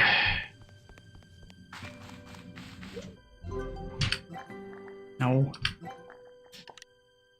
Jellystone. 2 more jellystone, which shouldn't be hard to find because those are on this island.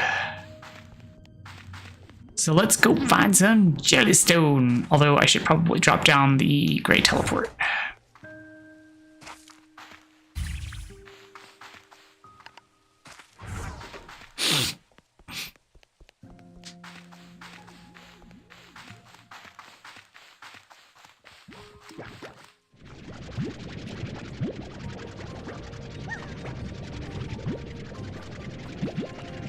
Hey, no making funny faces at me. You guys are too close to my home. You gotta go.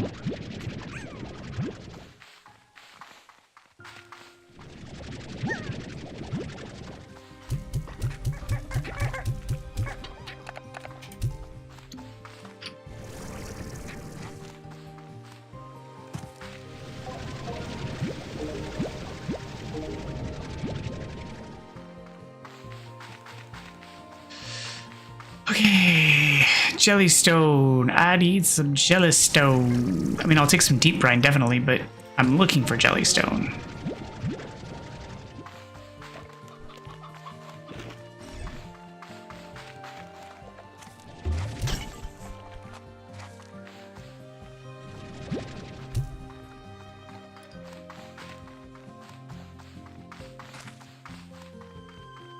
Some stone of the jelly slime. There's some.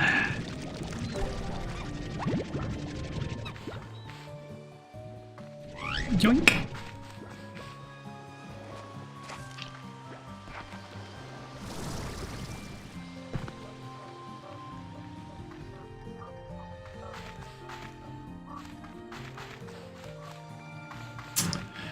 Nothing in this cave.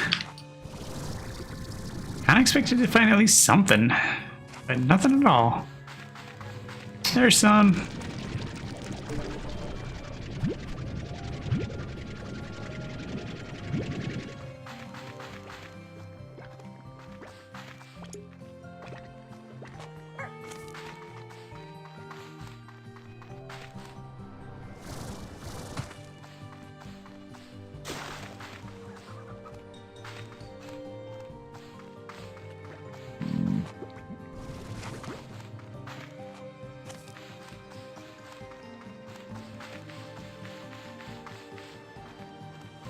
There we go.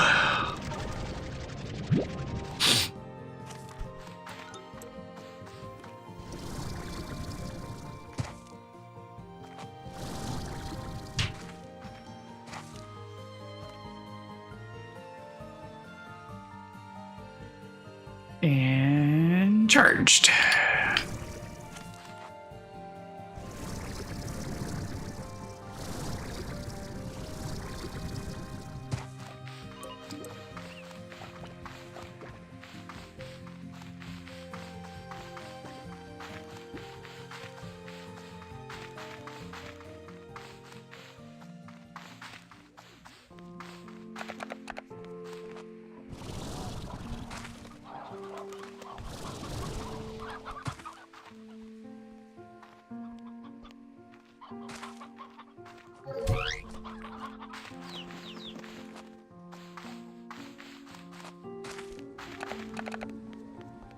All right. Jellystone.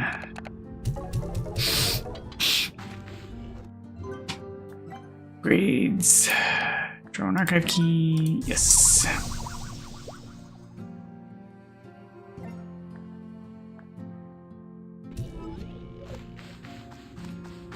Okay, so I need boom and stone, I'm pretty sure. After that, I don't know. Not 100% anyway.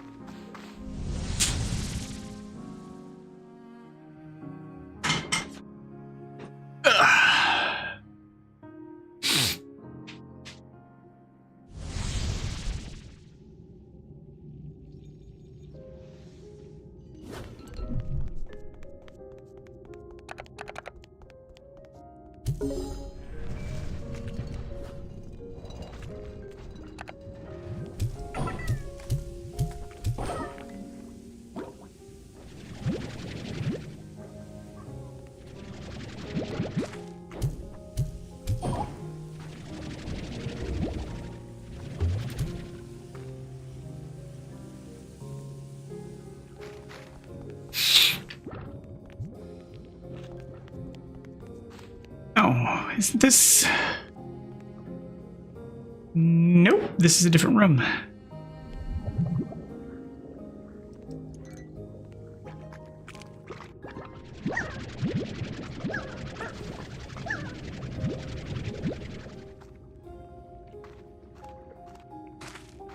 Promise you, little angler dudes, I probably just saved your life.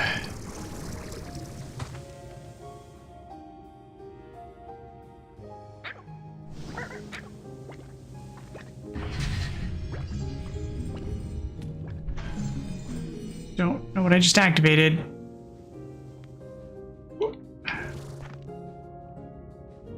Oh, hopefully water.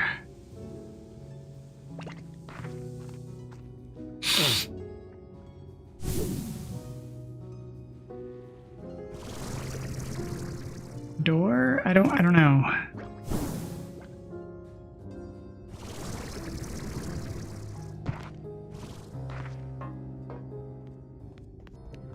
Well, there's a button in here.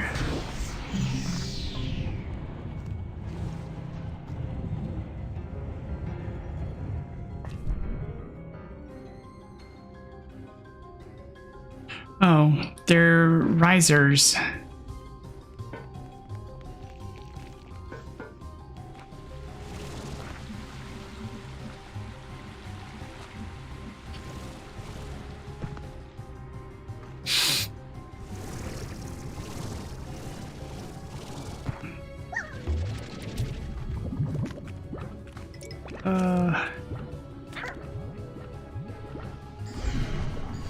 There's clearly tars on the other side of that door.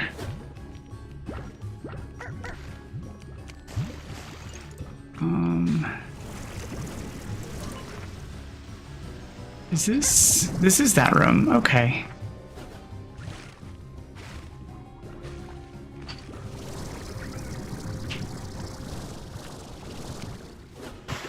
But I don't have shadow plorts, so...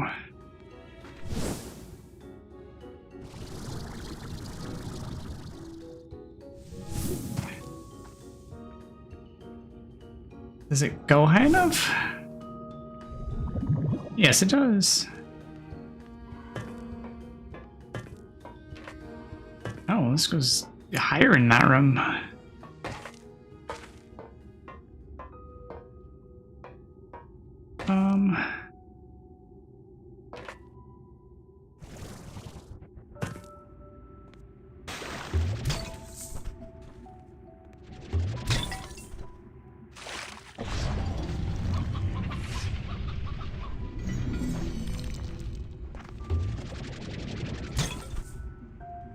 This goes even higher in the other room that I was in before, I think. I think this is the other room. Hey! Oh, that is a very small portion of map.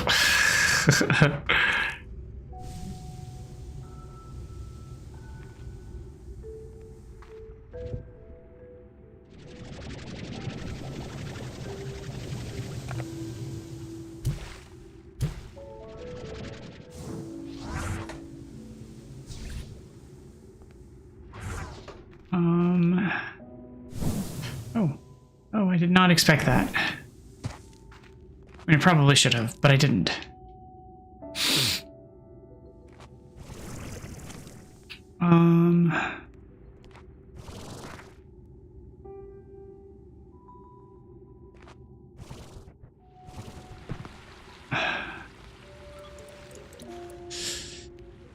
Yeah, okay, this is that room that I was in, that I couldn't get higher.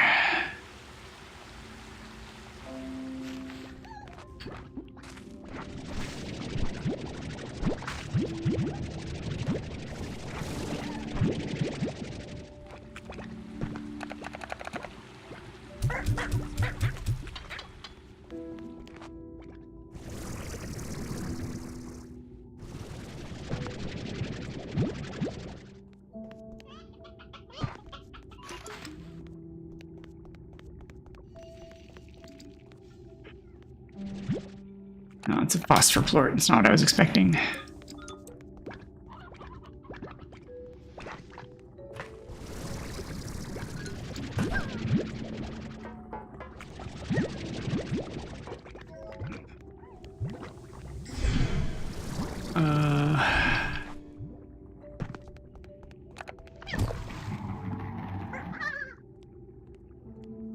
No, this is the room I just left.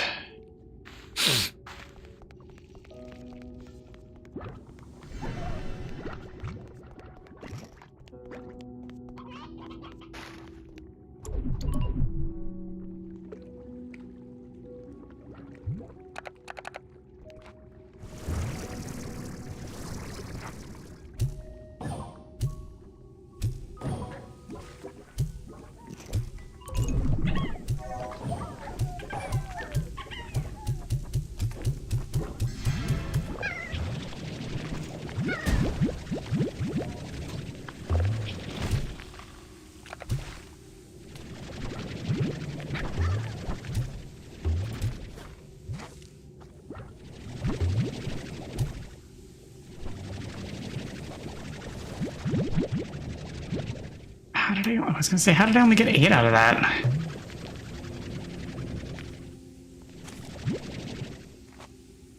mean, I still don't know how I only got 12, but I guess that's fine. It's a start.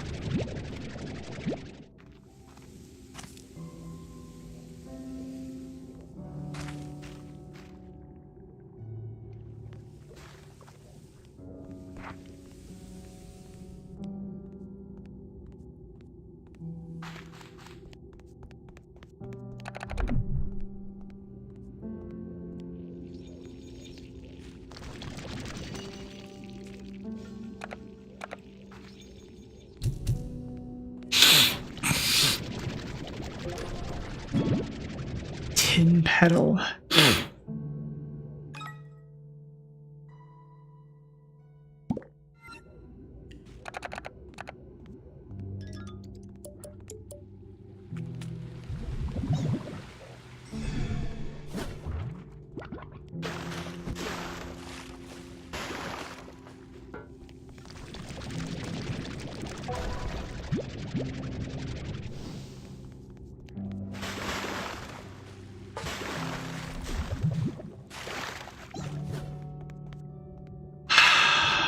So I don't see anything to activate this door, so it must be on the other side.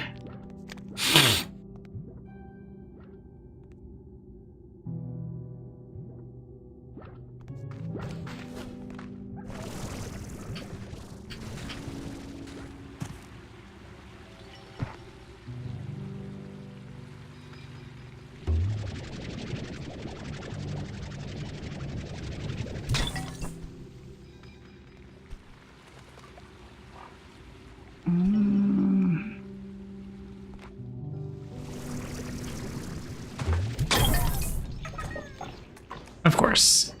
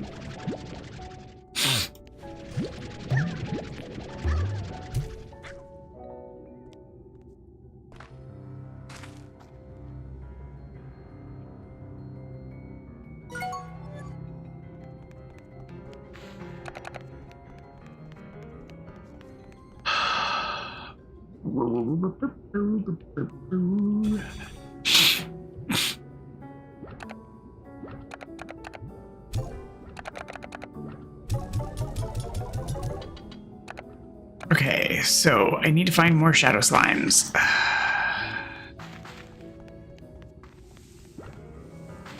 Because I think that is my biggest holdup right now.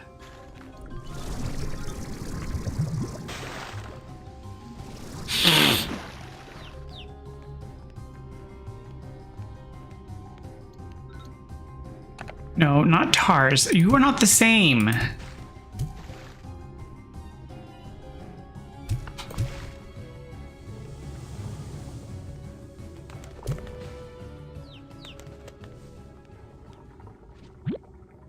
That's a phosphor plort. That is not the same.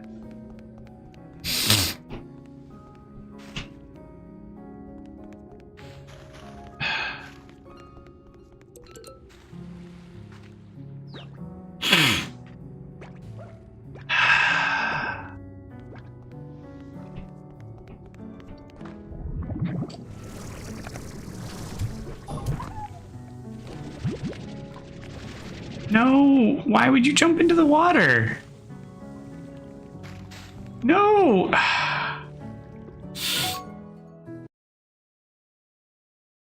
There's no reason to jump into the water, guys.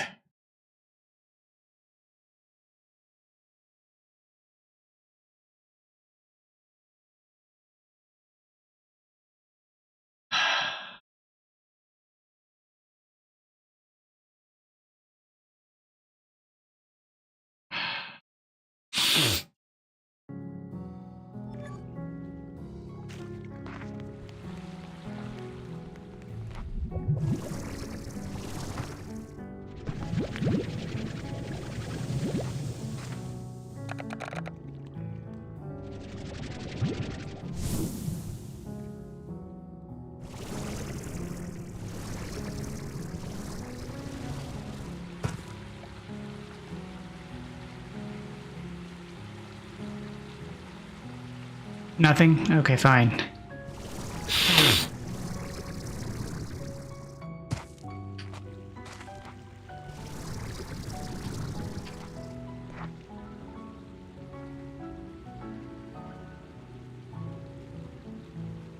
Alley-oop. Oh, I'll take that. Yeah, sure.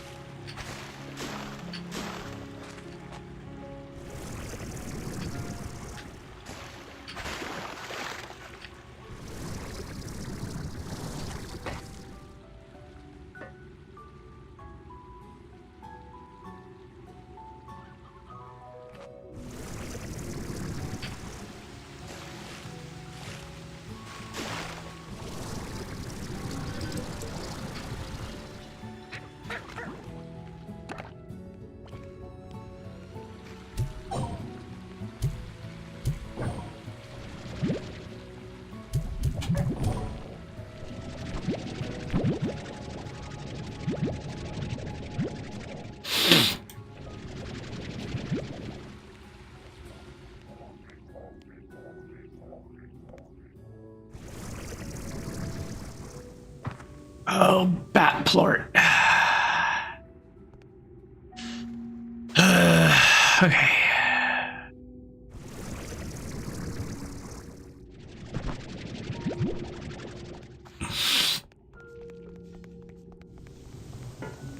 Oh. Fruit.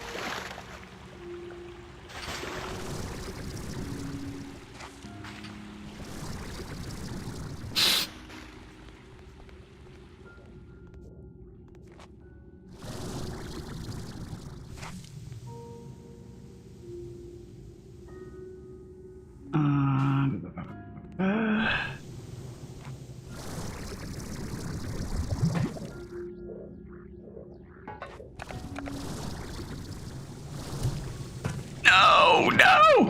No!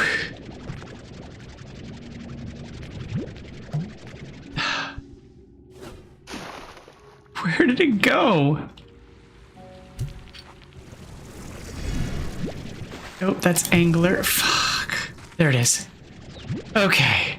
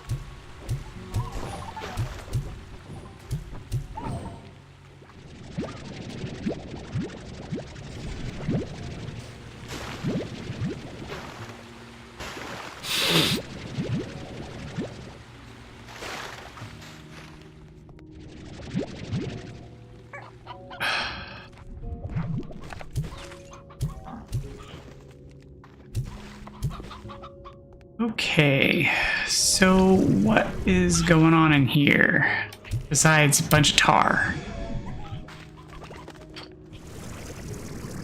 Rock statue. Well, what do you know? Wham.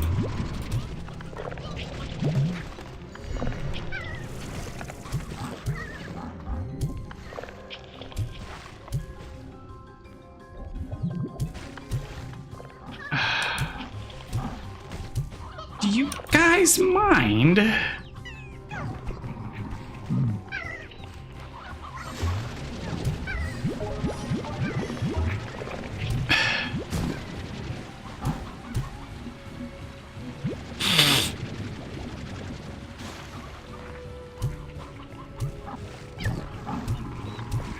It's like I need a Super Mario Sunshine jetpack in this game right now. Like, they're just everywhere.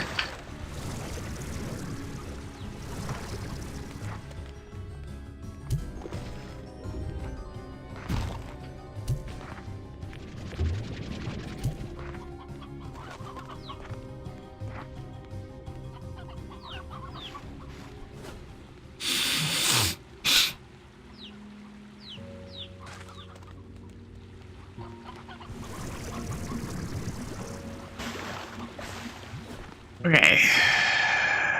So why did I need to be back here? Other than like a door?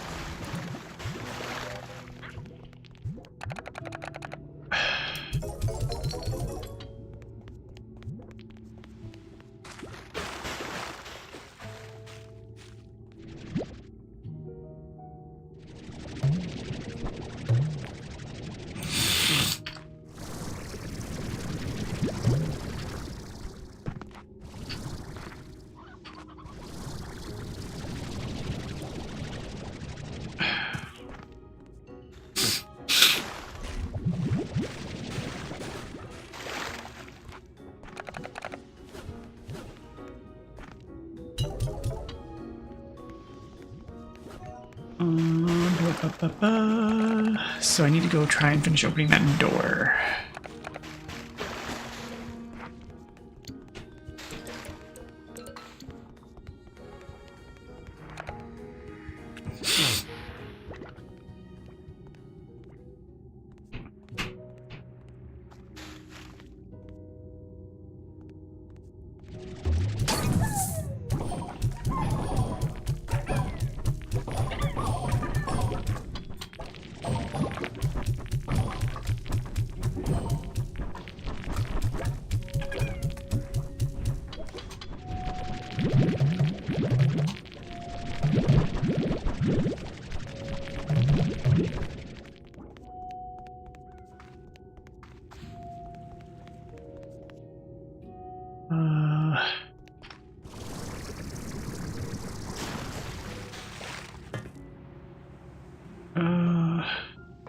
Yeah, it was this way.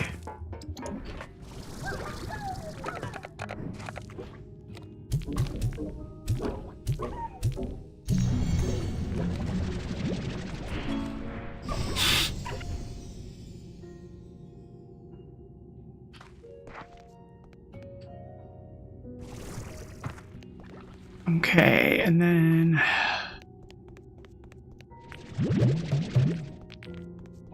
run back the other way and see if I can't do deposit on the other one. Will those plorts vanish? Oh, we've got this wall of nonsense again.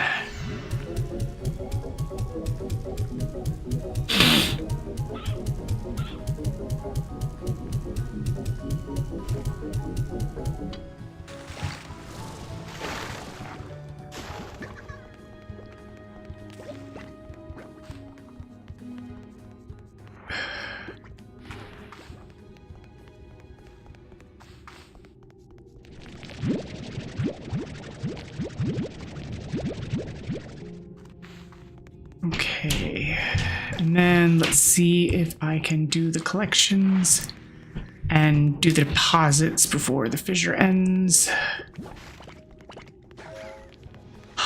On those rare unstables.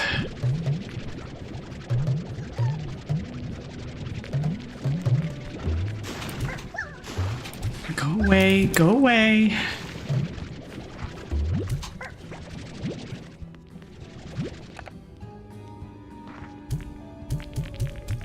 Are you kidding? Well, then how am I supposed to do like the research and stuff with them if I can't put them in the refinery? Well, then I don't understand how I'm supposed to craft anything with them. That doesn't make any sense.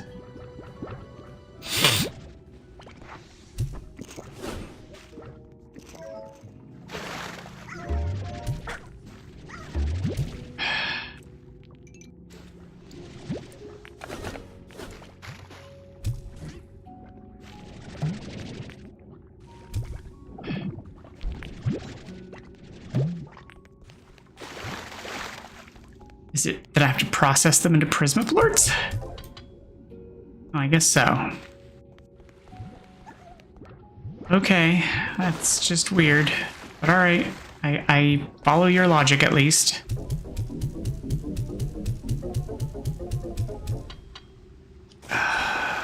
So much shadow plort.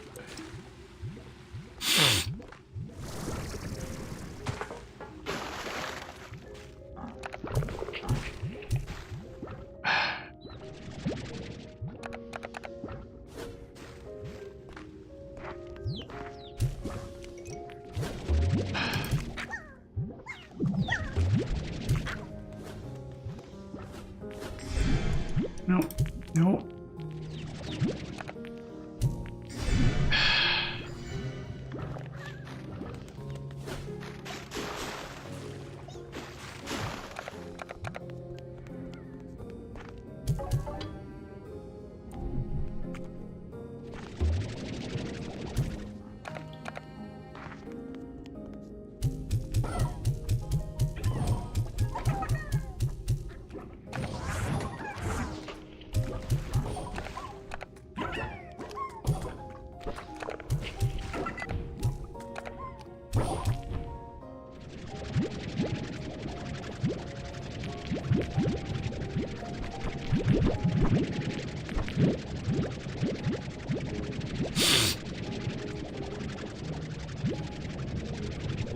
Hopefully this is enough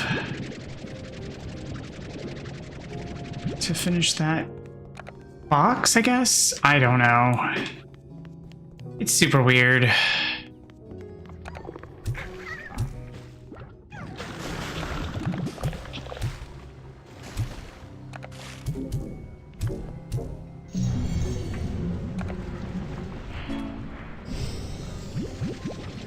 Oh, okay, it's the storage upgrade module.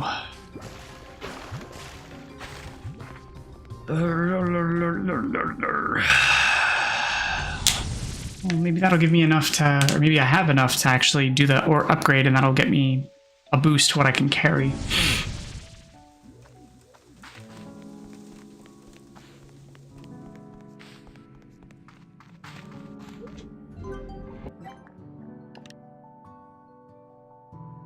Tabby plorts.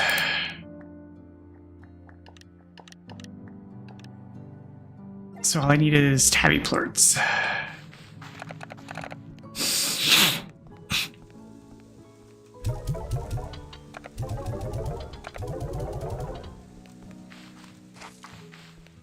Tabby plorts.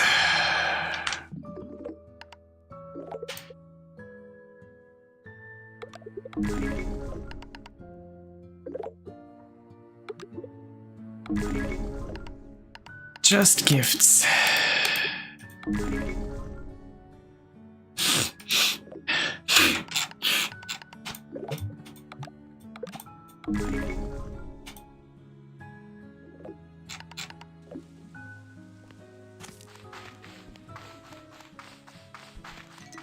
Oh, I should have probably grabbed chickens to feed to the tabbies, since that way I don't have to worry about trying to cross-pollinate them and blah blah blah.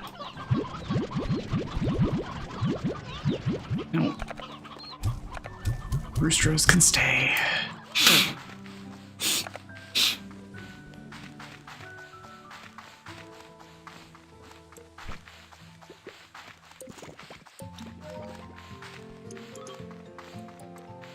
Whoosh.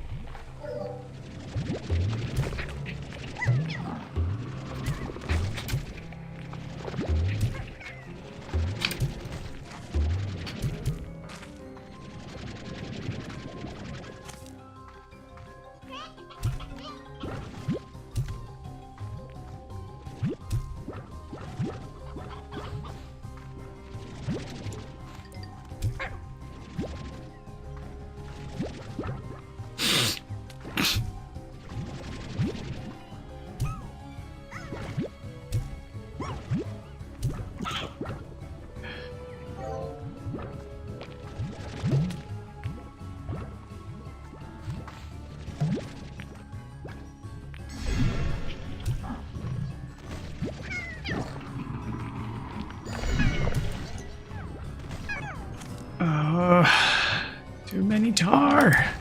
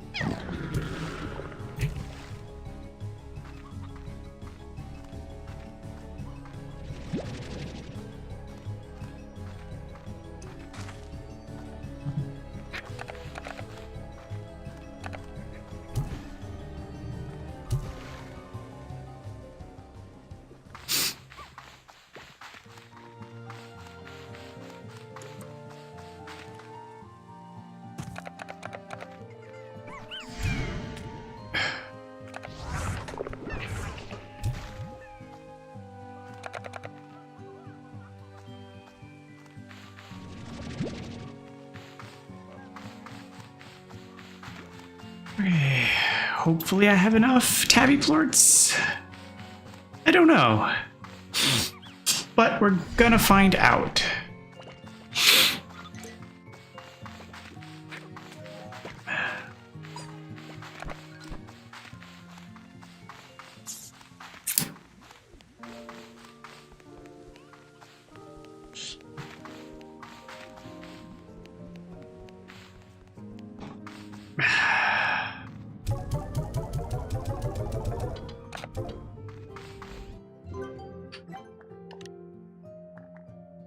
Oh, is exactly enough tabby plorts.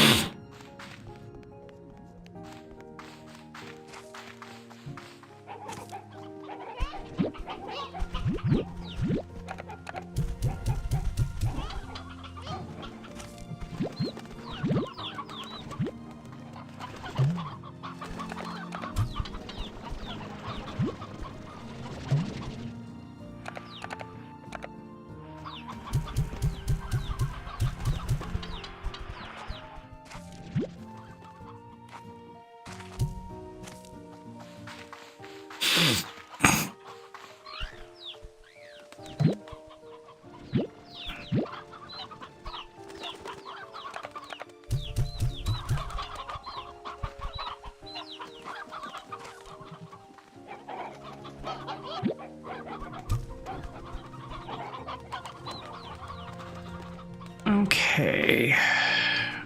And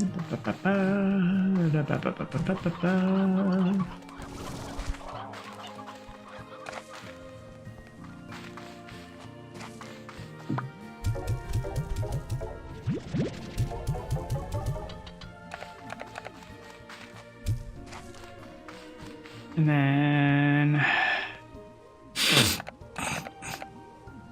back in.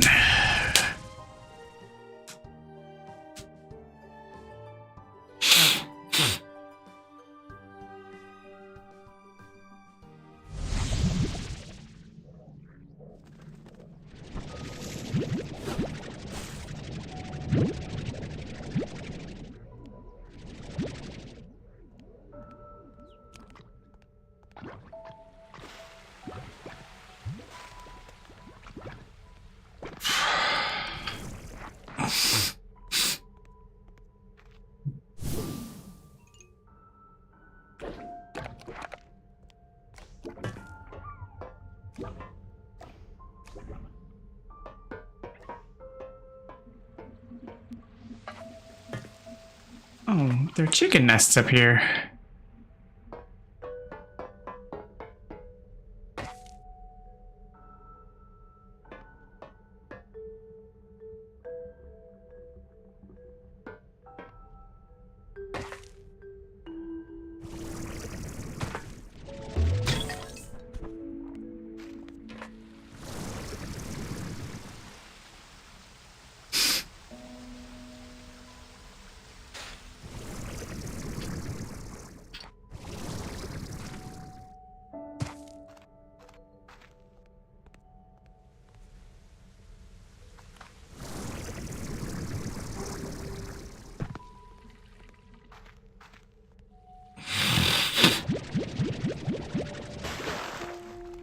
Okay. Ooh, are we underwater or in the sky?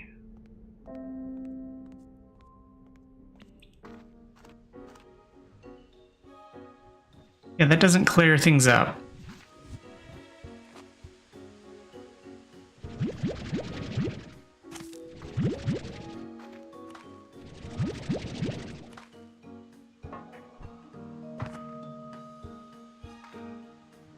Twin slime? Know thyself and thy other self as well.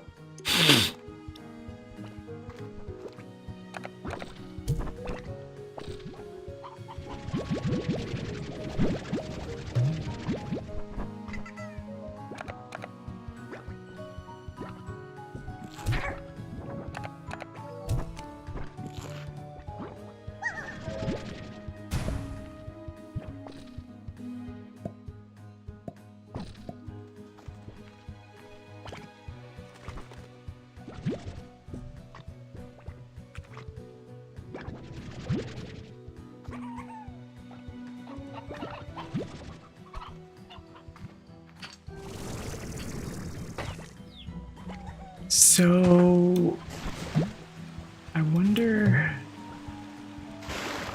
how they work. Like, do they generate the unstable plorts, or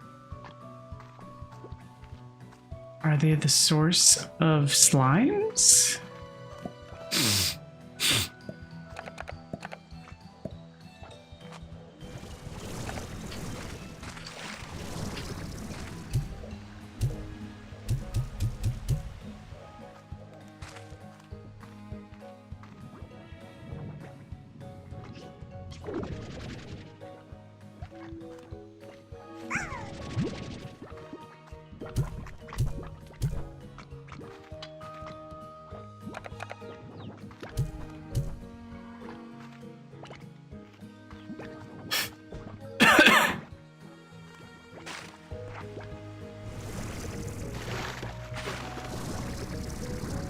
I'm very confused as to how this works.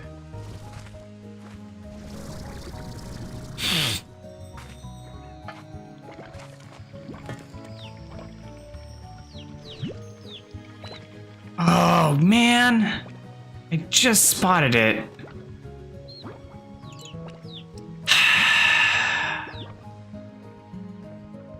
Really hate that.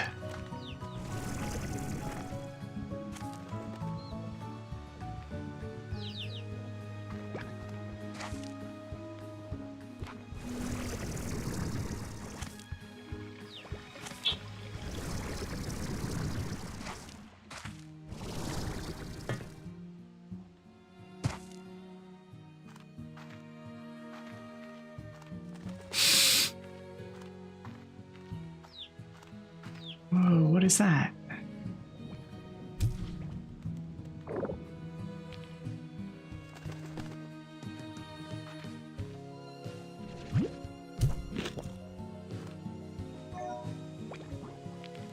Twin plort. Oh, okay. So what happens when I do that? Okay, where?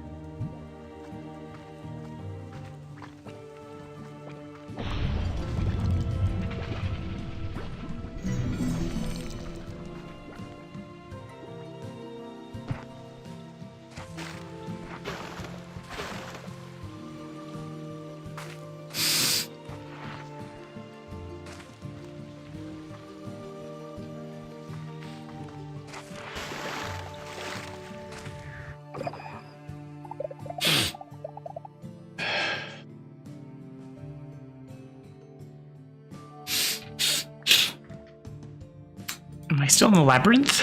Yes, you're still in the labyrinth, if you can believe it. It's total recreation of aspects of the environment outside down to the atmosphere.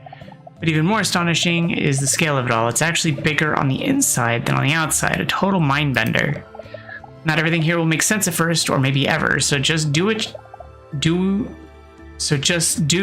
you do best. Explore, collect, and figure out how best to navigate this place. Knowing your way around and understanding how things work here will prove valuable in time. I was in a room with strange lights and things got crazy. When parts of the labyrinth begin to shimmer and explode with radiant light, you need to watch out. I call them prisma disruptions. They are unstable bursts of energy generated by the prisma core. They come in waves, so learn to spot them and how to survive them, because though the disruptions are dangerous, they will prove essential for our work here in time. I'm going to get back to exploring. Okay, Beatrix, know where to find me if you need me. Well, sort of.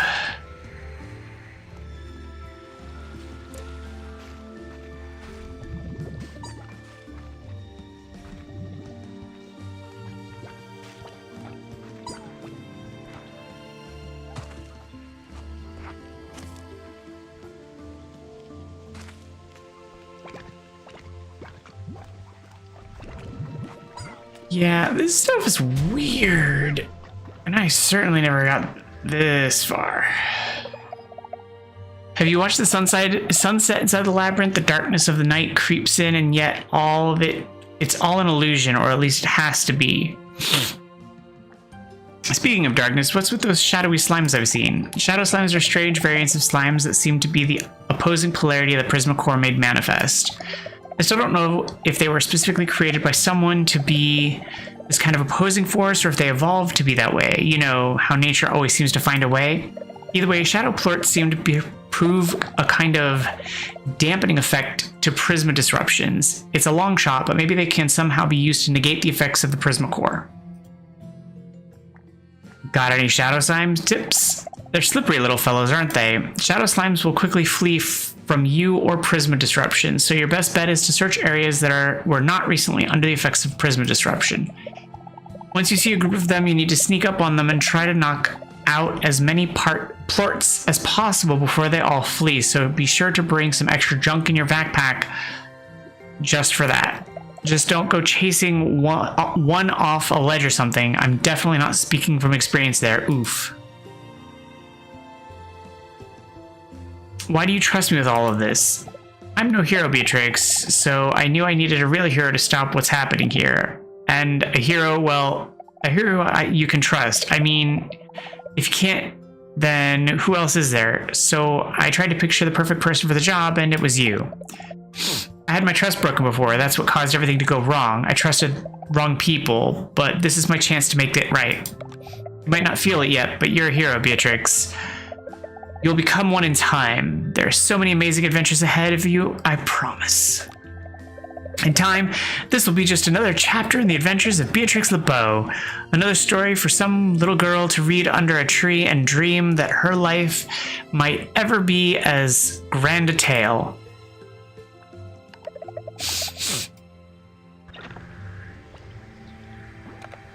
Yeah, I'm not gonna have enough shadow plorts for that. Which means I hope there's some in here somewhere.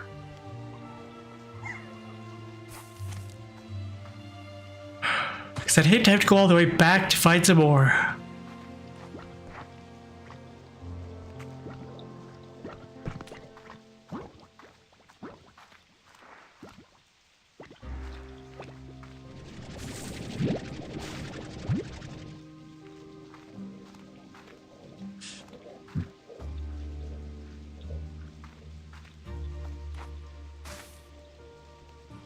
Oh, come on. This can't be all just like big old dead ends and stuff. No, even better, just full of tar.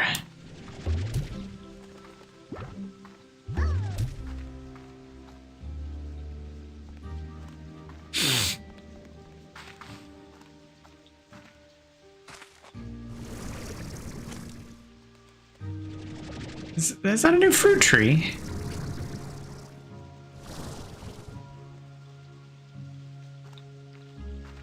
I think that is a new fruit.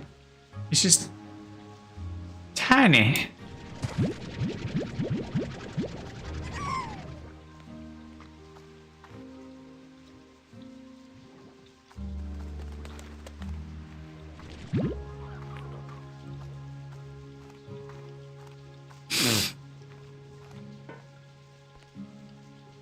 This looks like it's going to be a portal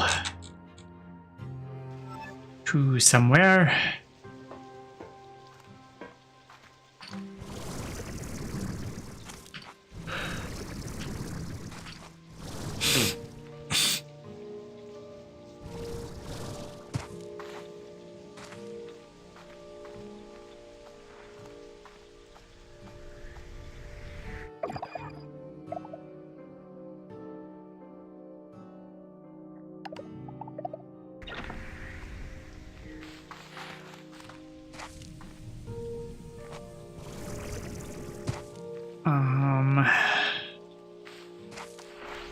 Is this really just going to be a dead end, or is this something I have to... Ugh, this is going to be like the lava side entrance that I have to... lava! Power on or something.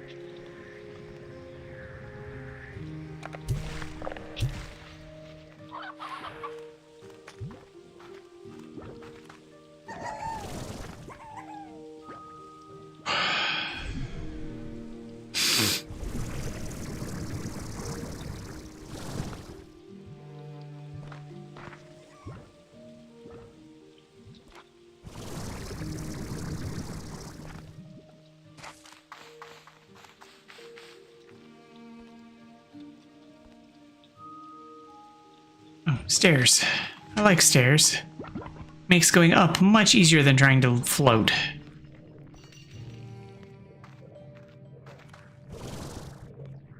Oh. And again, shadow plorts that I don't have.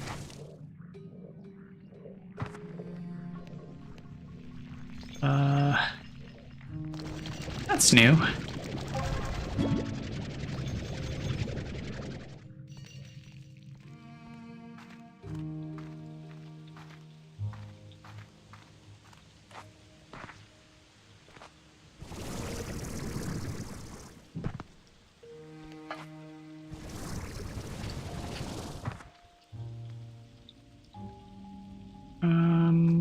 I can't tell what plort that's gonna be. At least not from down here.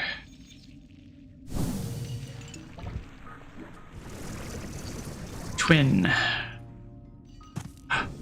No, don't go away yet.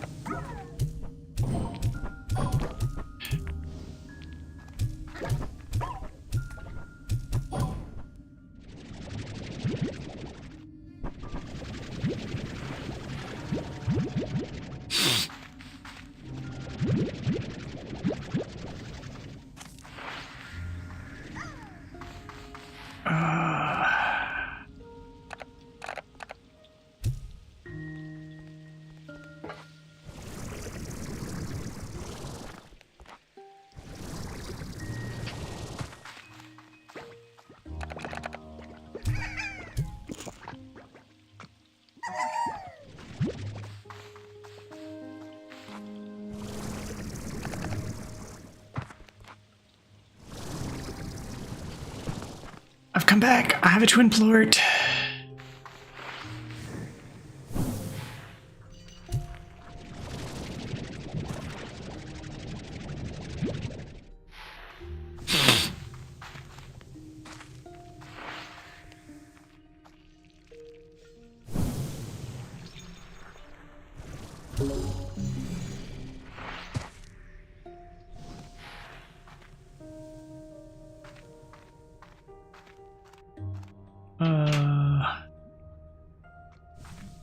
Is that it?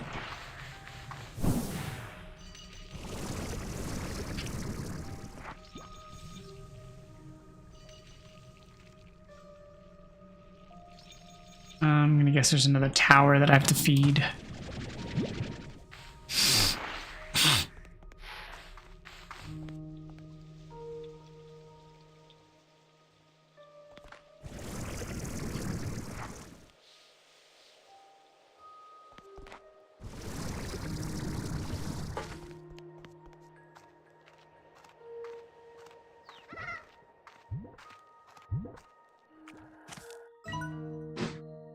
And I haven't opened the map up in this area, so I can't see.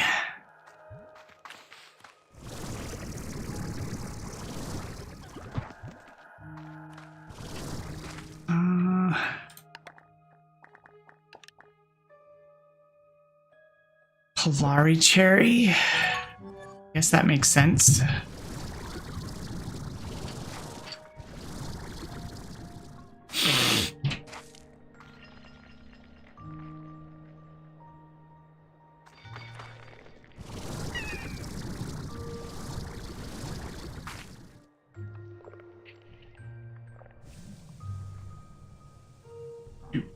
Recharge, recharge, recharge, and fly.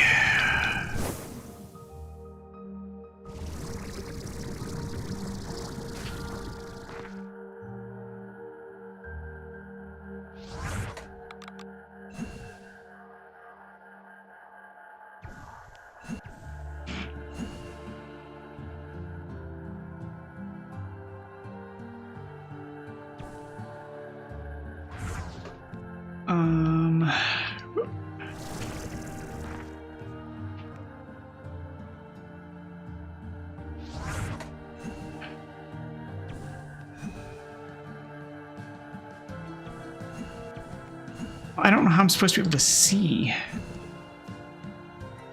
To like position?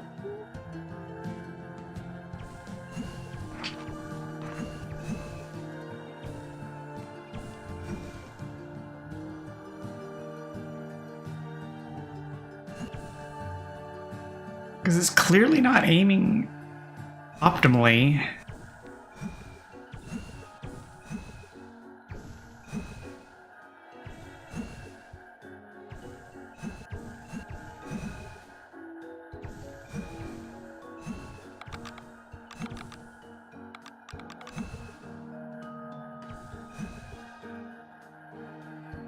And the only direction I can aim it is like off kilter.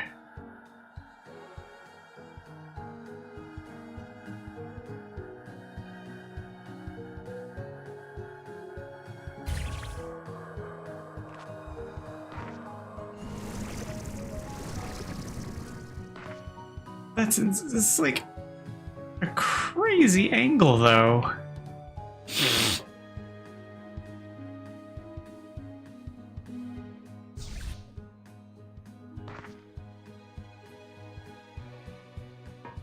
I'm wondering if I have to use those crystals.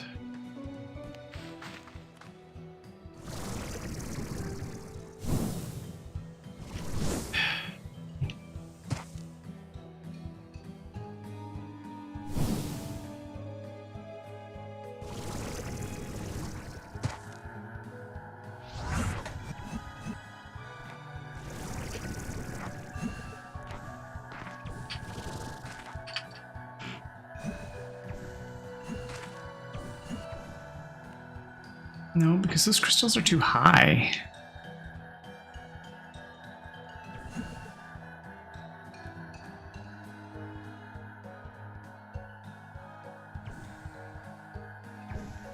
As are the pedestals. So I'm wondering if maybe this tower gets raised up or something later.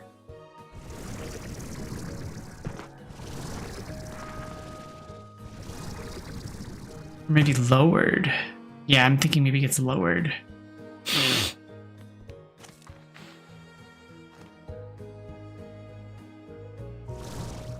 Oh dear.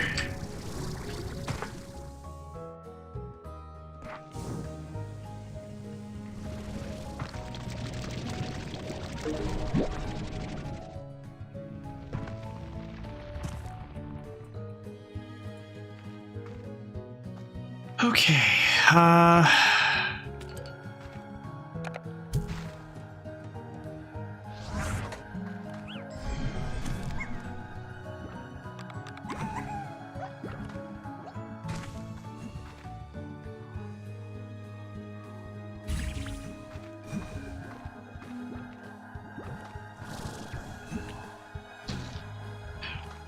get out the way, slimy boy.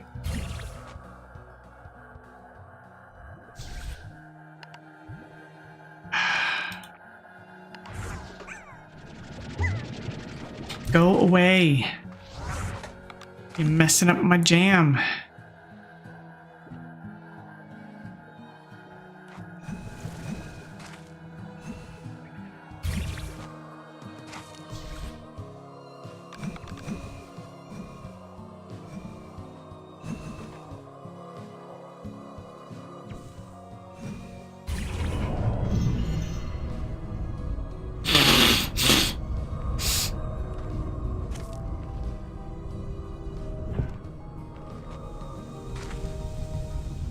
Yep, I thought so.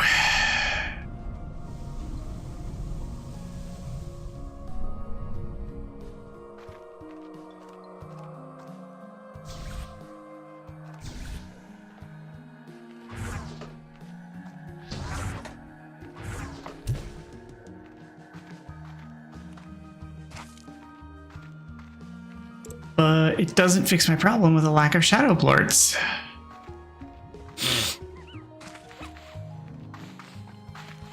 Like, I still need an abundance of them.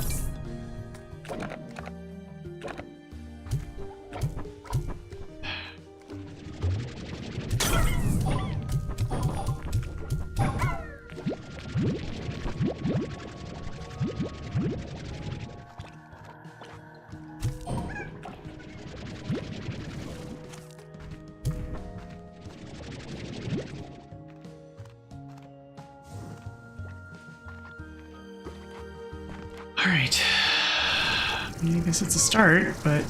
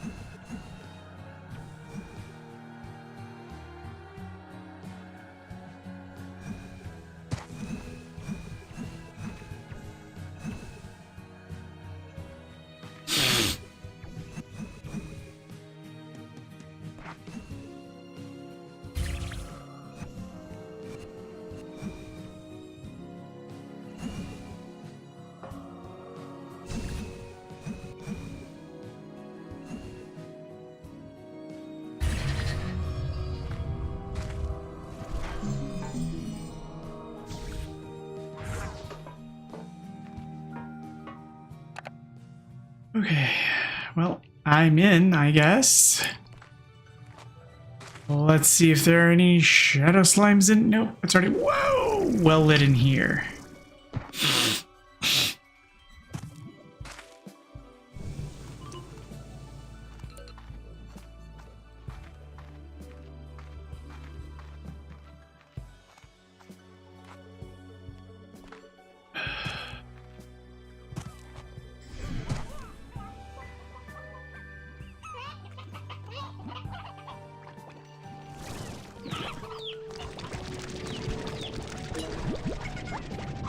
And I'm not saying that, like, they wouldn't spawn here. I just don't really see it being there. Like, focus?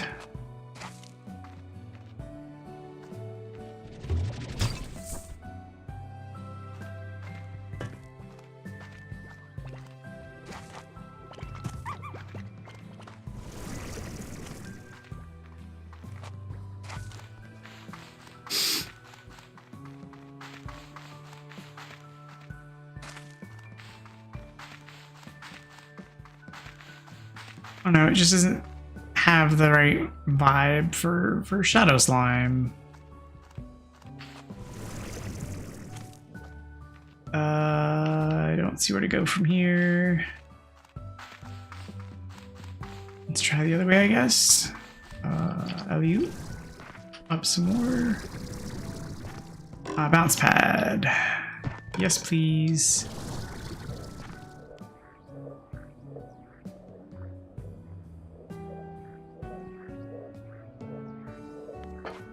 I'm also feeling very far away from exits and a return to base.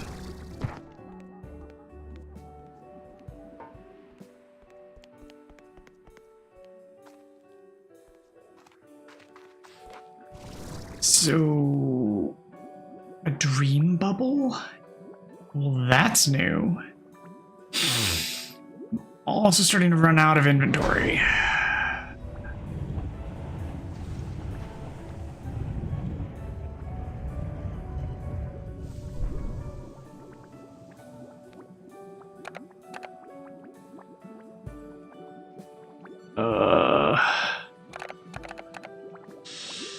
Alright, the twin slime is gonna have to wait to come back because resources are rarer.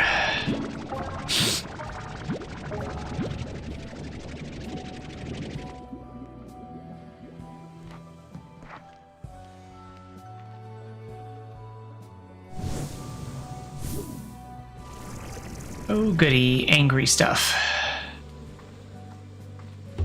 Bye.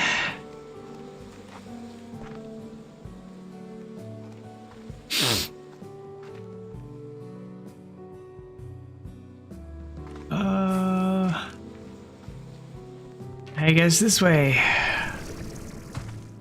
Or some more angry things.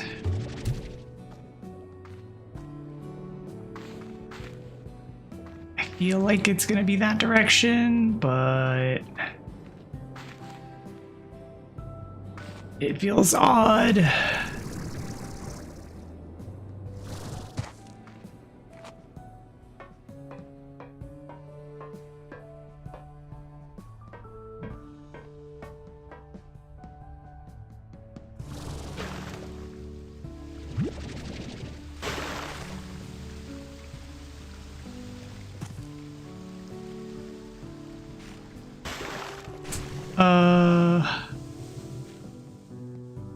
Where does that need to get bent to? Oh, that's weird. And 2 is not going to be enough. Almost certainly not going to be enough. Because I bend it to here.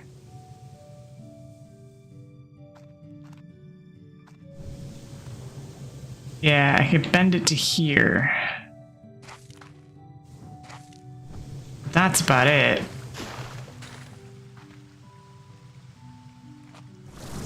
Maybe up?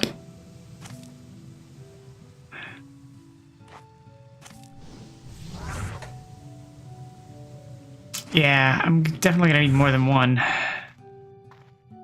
Or more than 2, rather. So that's awesome.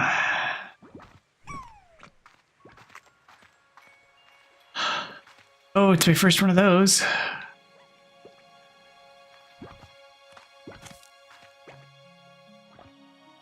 Are those slimes on clouds?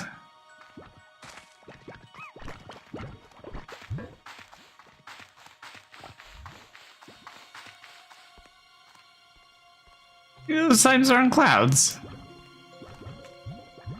Slumber.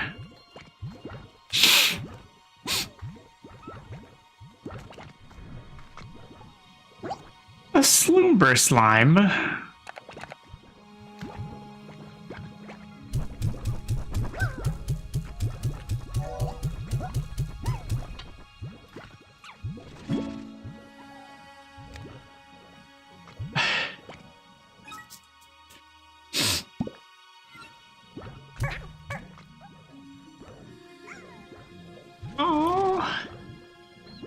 This little nest has candies around it. Where's the chicken that goes with it?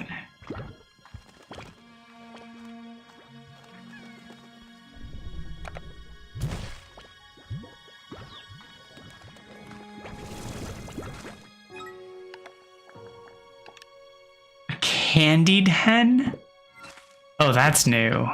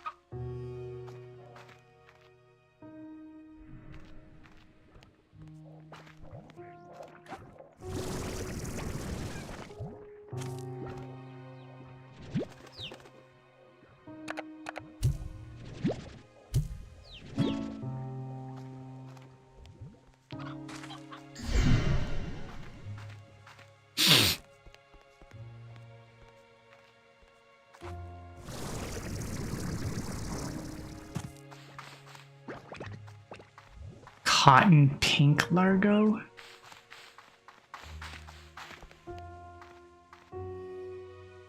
No, goodbye.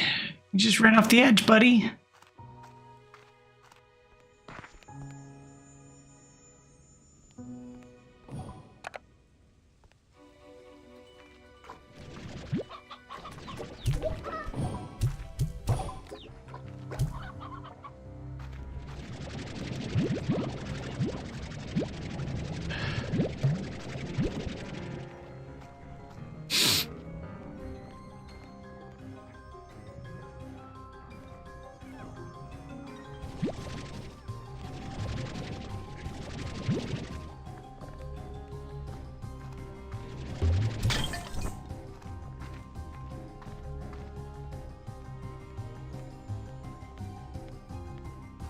Right. So I could use an exit. Like a home.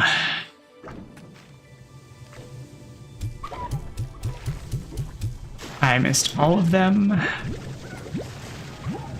I bring shame upon my family.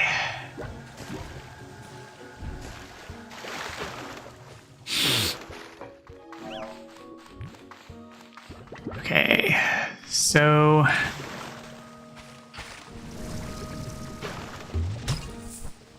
oh man.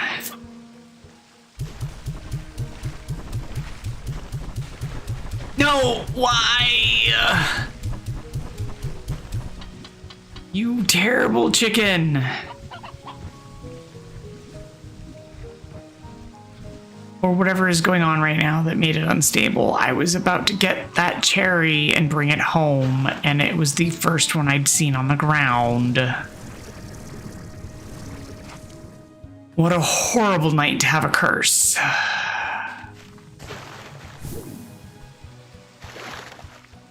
Wait.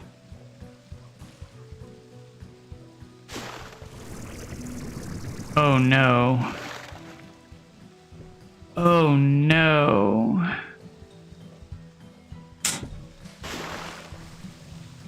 Oh no.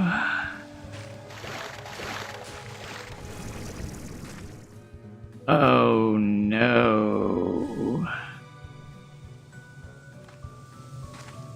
There's no way back. I have to go forward.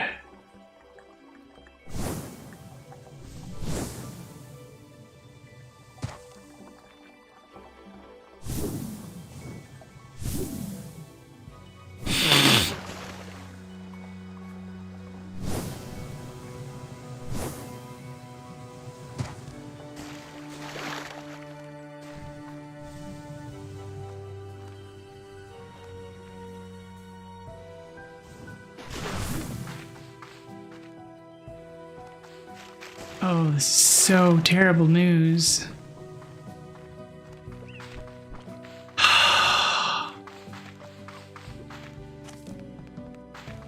Okay. Oh, this is really terrible news. I really don't like it when games do this, especially without a warning.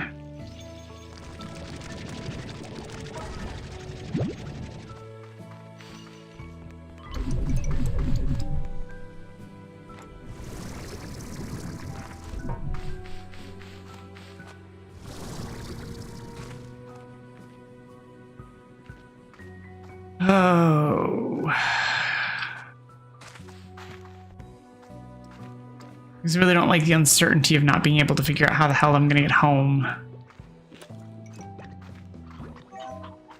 Like, it's one thing in games where, like, that's the game, but this is more, I don't know, cozy? Chill? I mean, it's a farming game.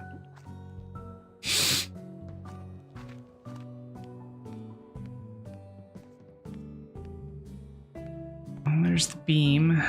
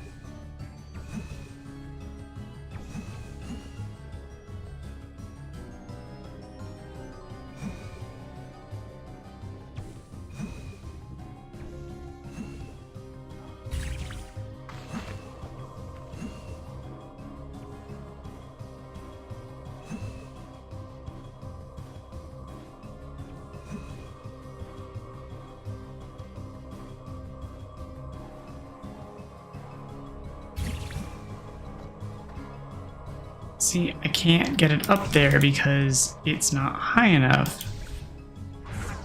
Because I have no way to get it up the slope. Because reasons! So I hope the eggs is not frickin' in there because I have no way to craft, because I have no way to get to my base. So let's hope that it's somewhere else.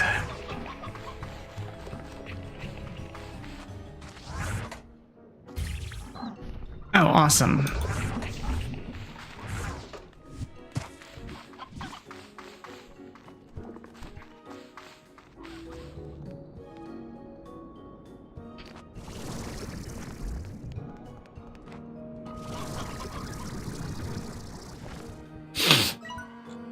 Oh, and I can't see because I don't have access to the map here, because that's a thing too.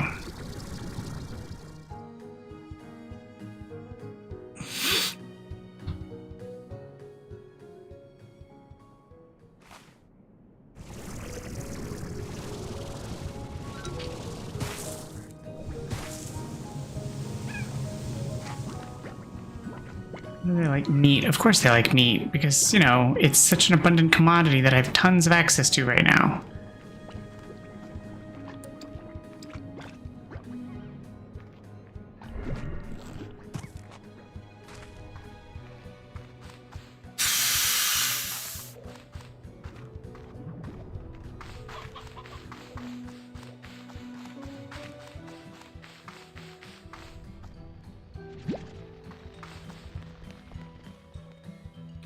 Seriously? How did I get turned around again?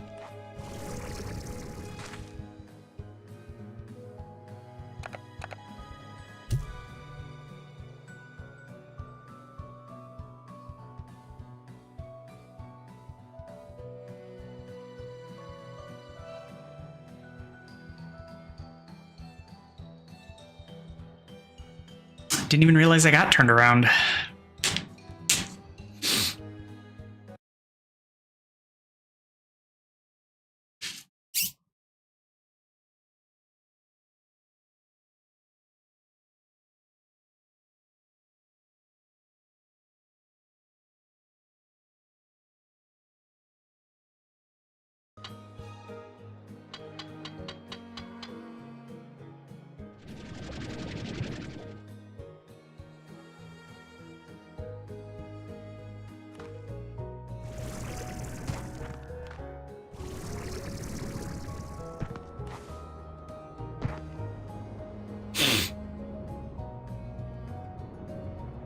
I'm wondering if the teleportation is underneath the Gordo.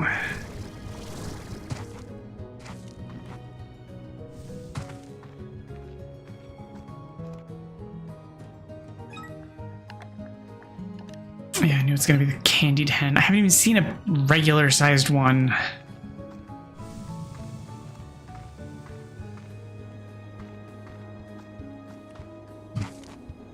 I haven't been able to find more than one, let alone any.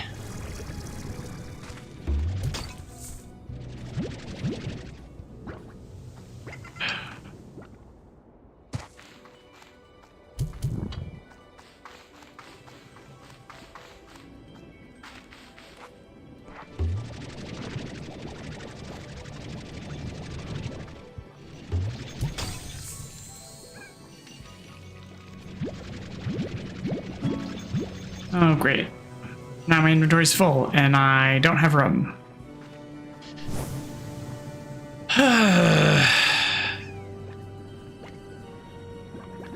Super.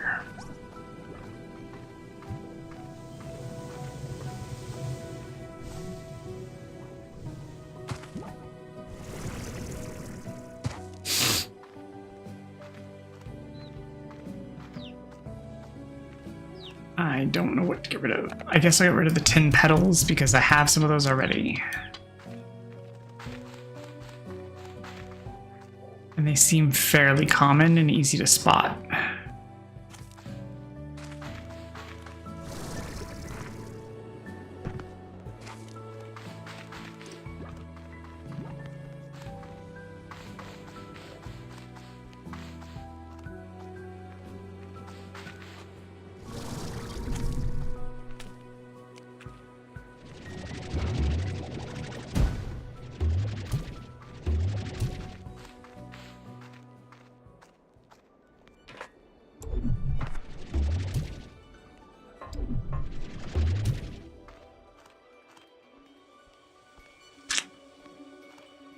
Come on.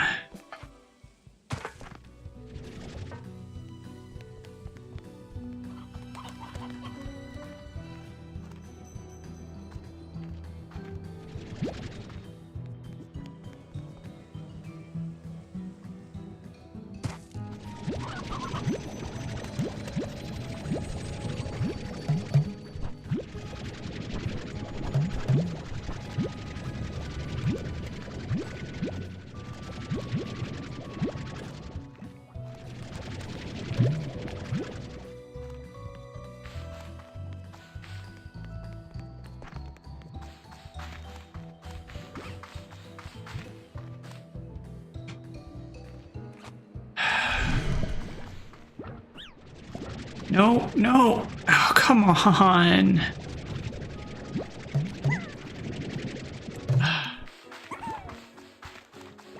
Like, I get that they're unstable, but like, I need just more time.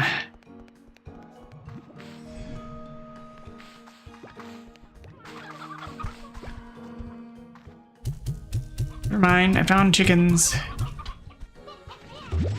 No, fuck off.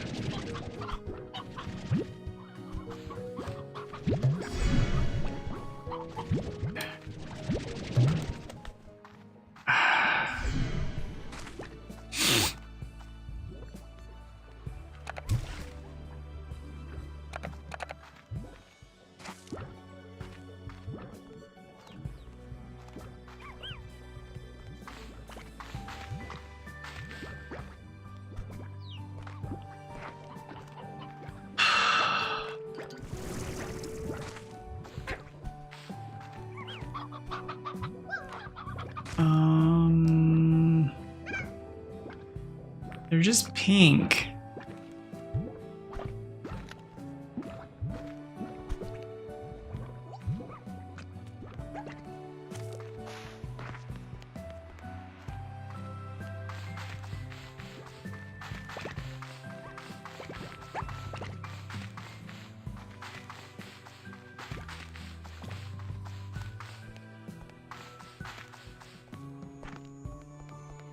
I still have no idea how I'm supposed to get out of here.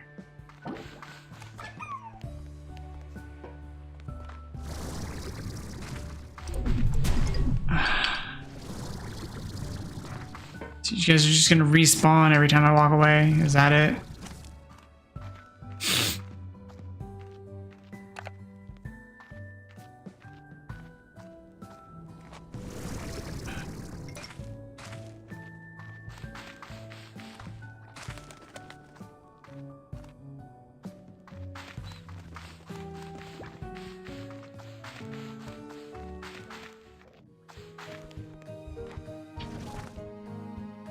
Oh, okay. Well, that's a different story. I was aiming for the wrong thing.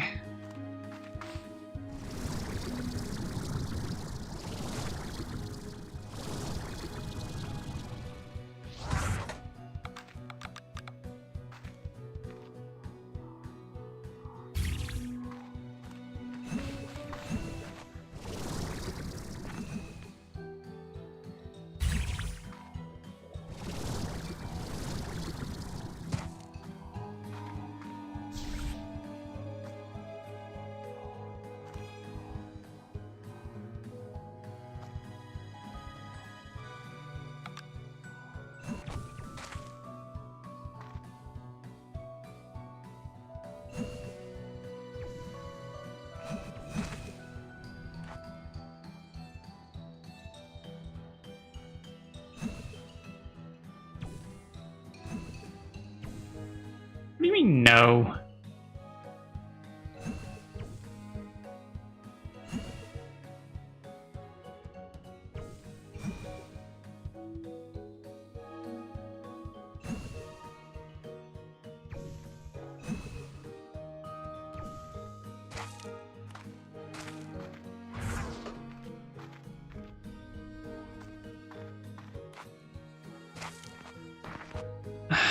Well, that's obnoxious.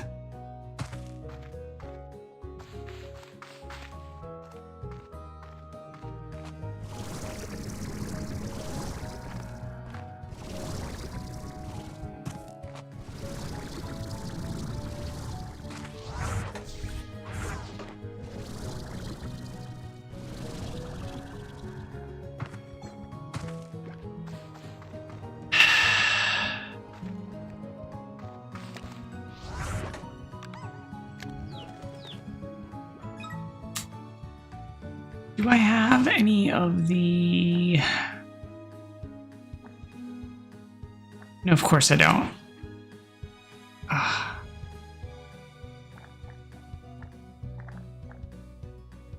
I do. I do have one left. Okay, good. I am running out of patience.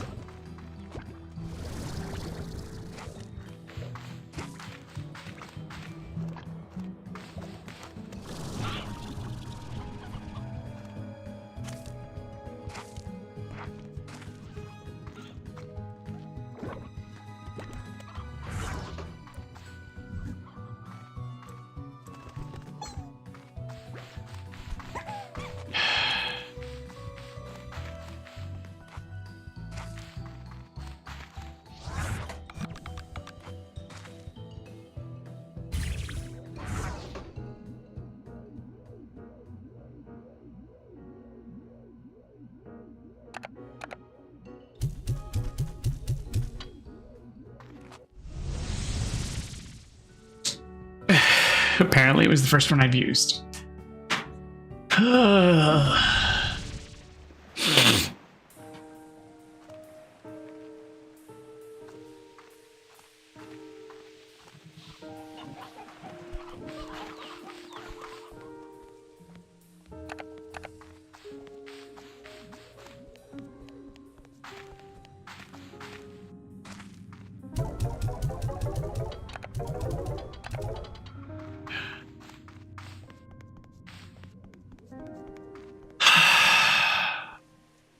Super frustrating.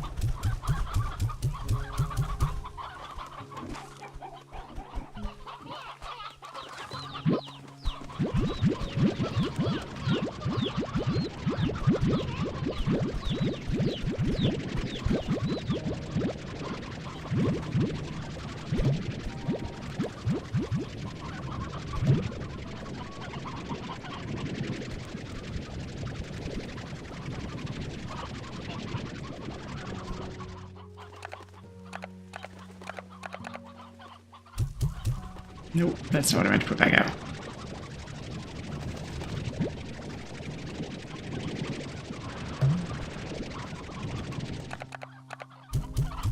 Hens, yes, chicks, no.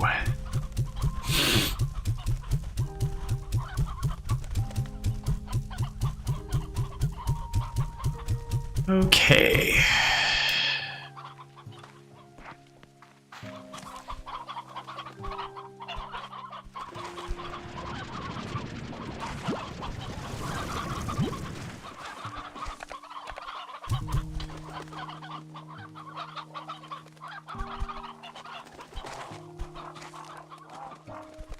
Alright, we're still good. Okay, so... Oh, yeah, this is problematic. I am gonna have to move those Largos after all. Which I was hoping to avoid doing.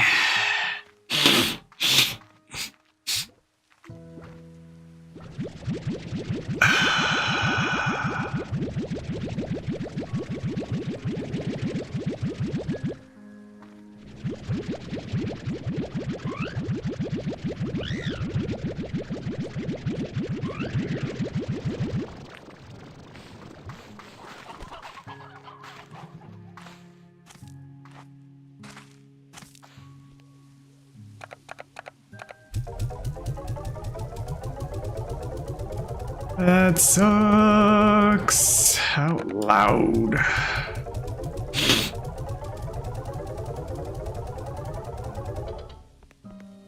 What I think I'm gonna do is stash some of the butterfly plorts. And then I'm just gonna sack them.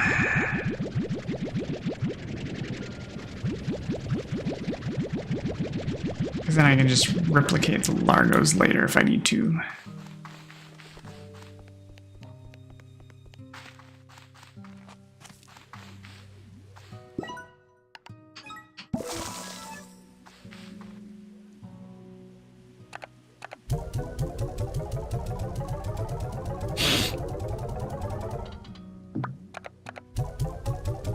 Because I would rather just remake them. If I need to, then have to run around with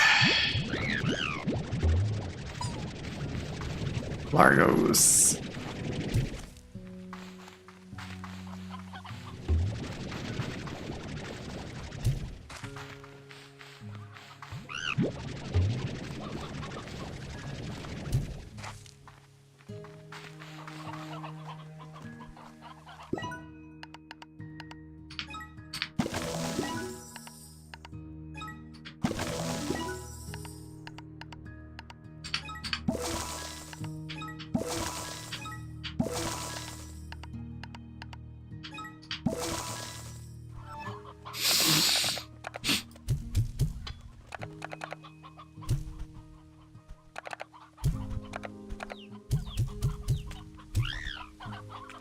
No, no escaping, Yoki.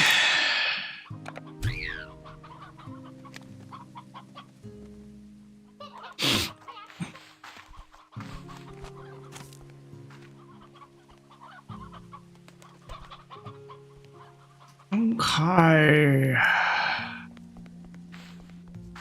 Now let's go do maintenance.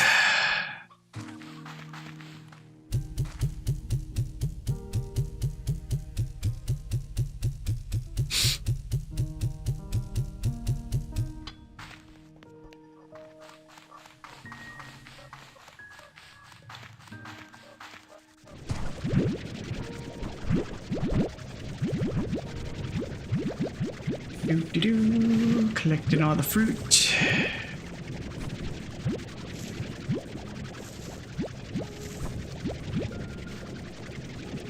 And veg.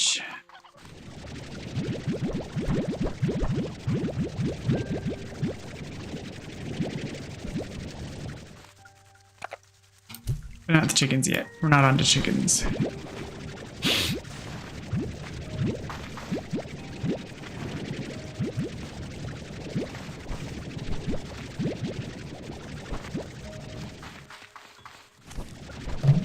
Whoa.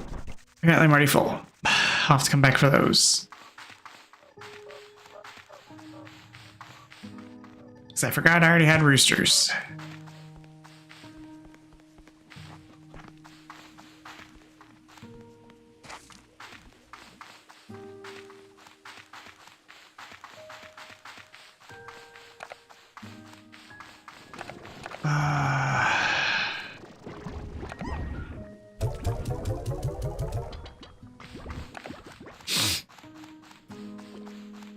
And then heartbeats.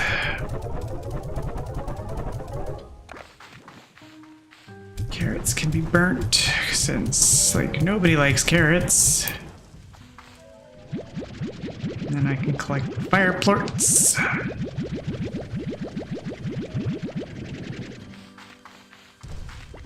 And the booms.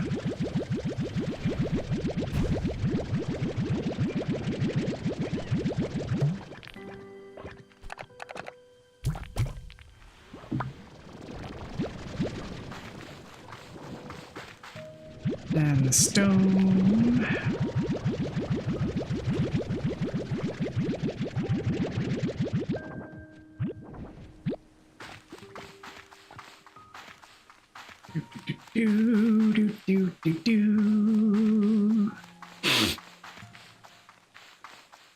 And I think there was a need for fire plorts still for a craft.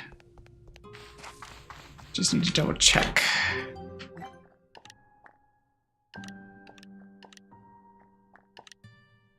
Yeah, 20 of them.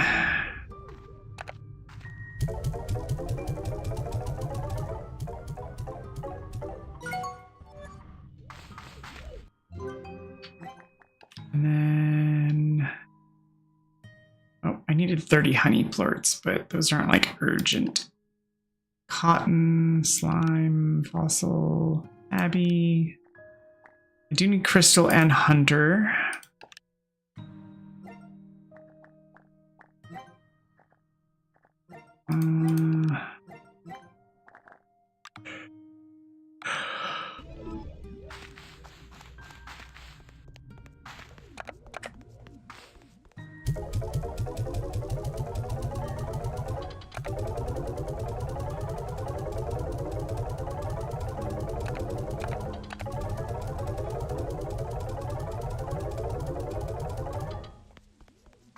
Okay.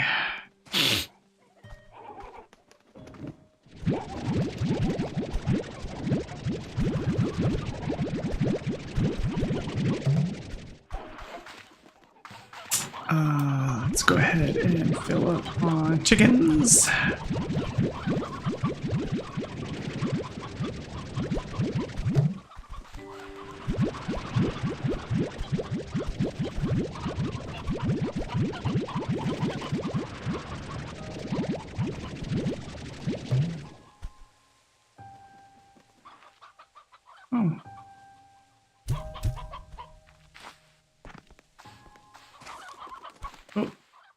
Not enough room for more. Okay, and then welcome back. We missed you. And by we, I meant me.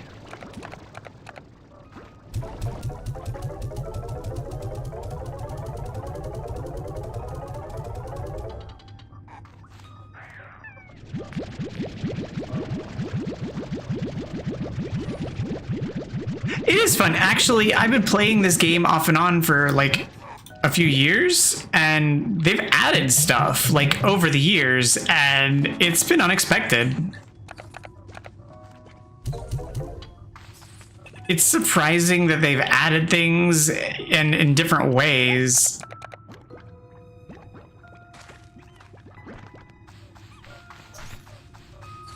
Like there's whole new areas that I've come across that I've never seen before. It's very surprising.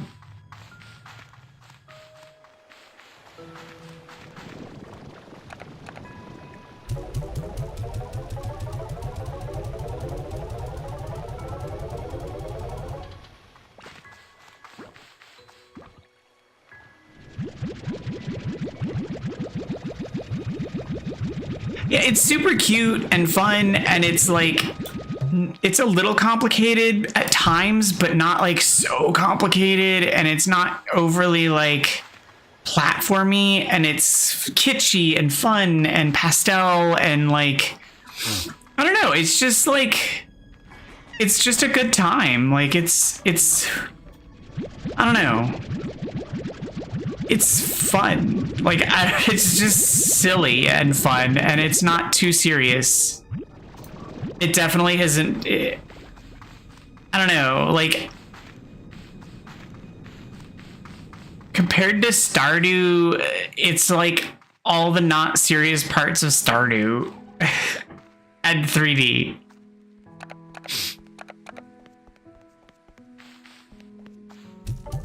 Because like Stardew has like all these relationships you have to balance, but then like it's silly in other ways.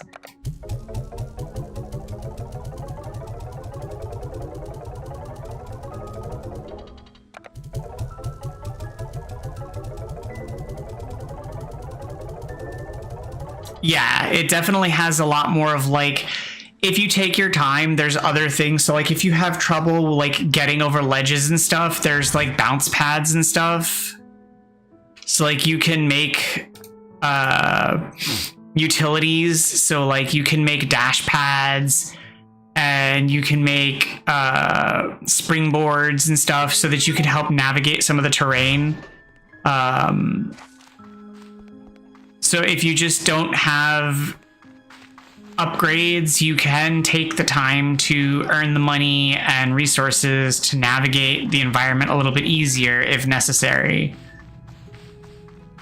And there's mods for the game too that are out there that make the game even more accessible if necessary. So like there's, if you can't, like if you're not very good with jumping stuff, even though there's a jetpack in the game, like you can get little springboards like this that help you get over certain platforms, and you can just leave them in the environment. You don't have to unpack them or bring them with you. You can just leave them there permanently.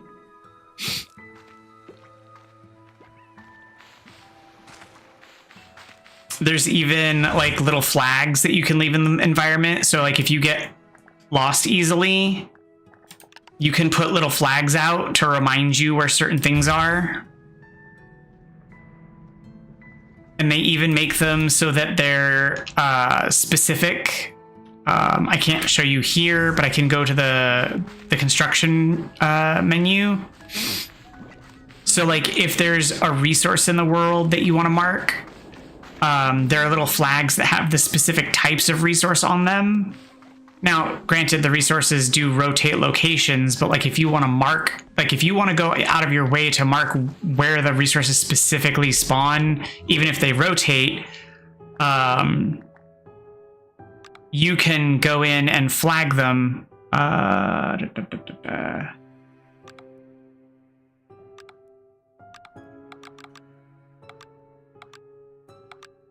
they under utilities? So like here's the vegetation one. So like here's where the veggies, fruits are, and then here's like the actual resource pickups, the geysers. Here's the minerals, like the honey drops, specific like where you can find slimes. Here's fruits instead of the veggies. Like if you don't know what something is, you can like a little question mark or a don't go or a, oh, hey, look here. So like there's all sorts of stuff that you can leave in the environment.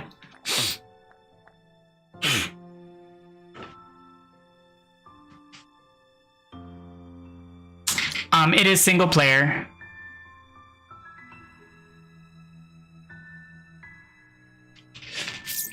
And this is the second game. There's a first one as well.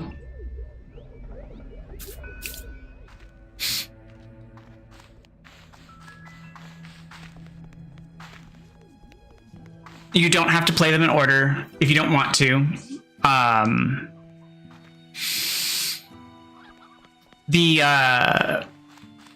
The first game is very, very similar. Like they're basically just the same game, just a slightly different story. And this one has better graphics and more to it.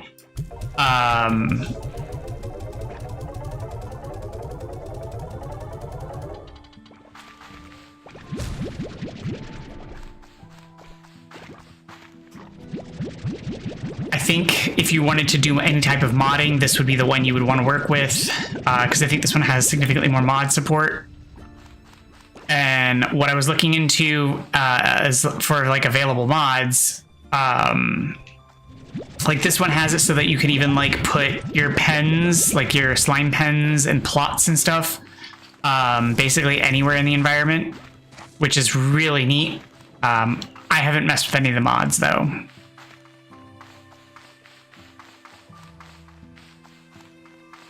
I was just looking into them because I'm nosy.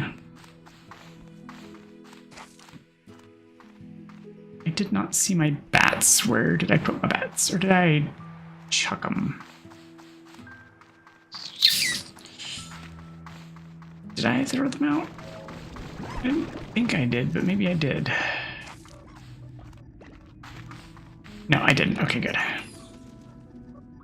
Hey, Als, how's it going? Oh, I fed them the wrong thing.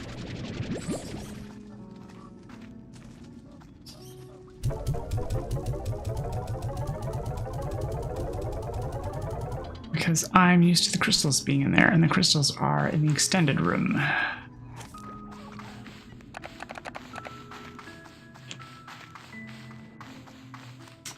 Yar, but that's okay. As I tell you all the time, it's not a job. If you got a life, you got things to do, it's no biggie.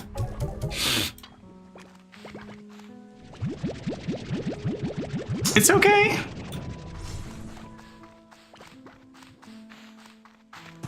You're psychic enough to know that if something was going wrong, you'd be here. Besides, Casual was here to put out any fires.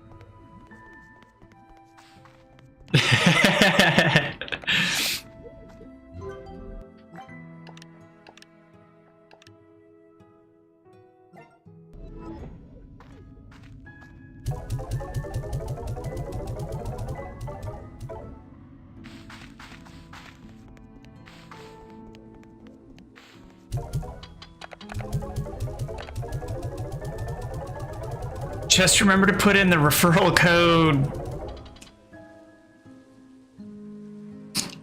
Eat fresh.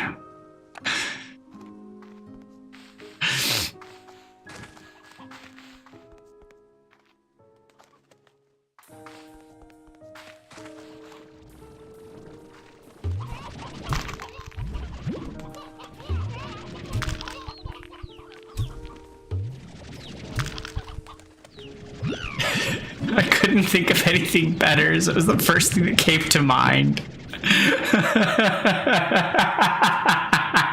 I don't know. I don't know. It's the first thing that came to mind.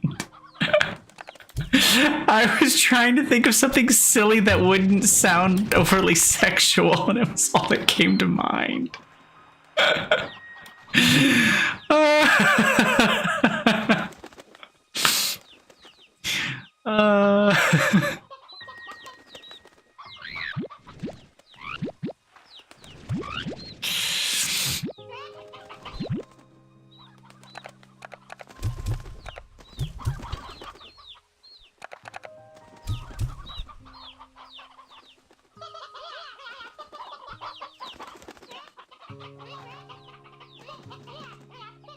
Do they? Oh yeah, they kind of do.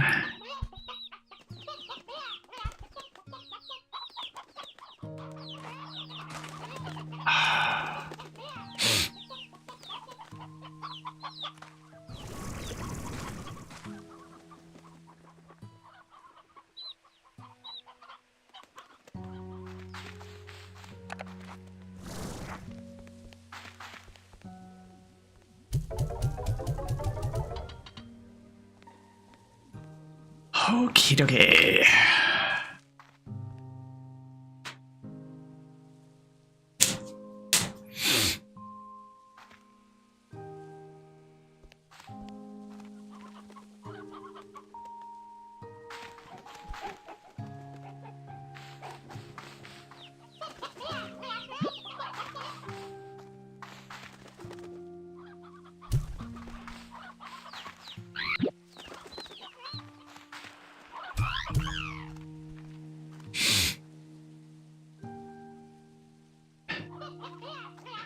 Well, they're also not fried eggs. They're yolky slimes. They're raw ish.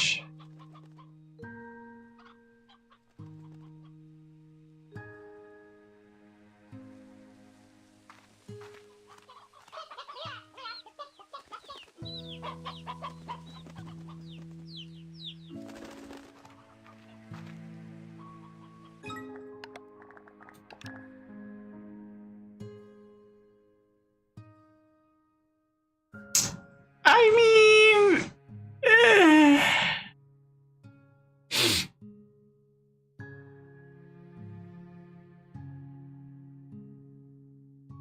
what?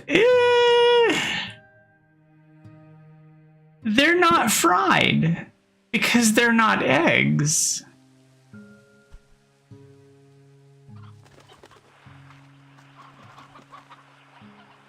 They're slimes.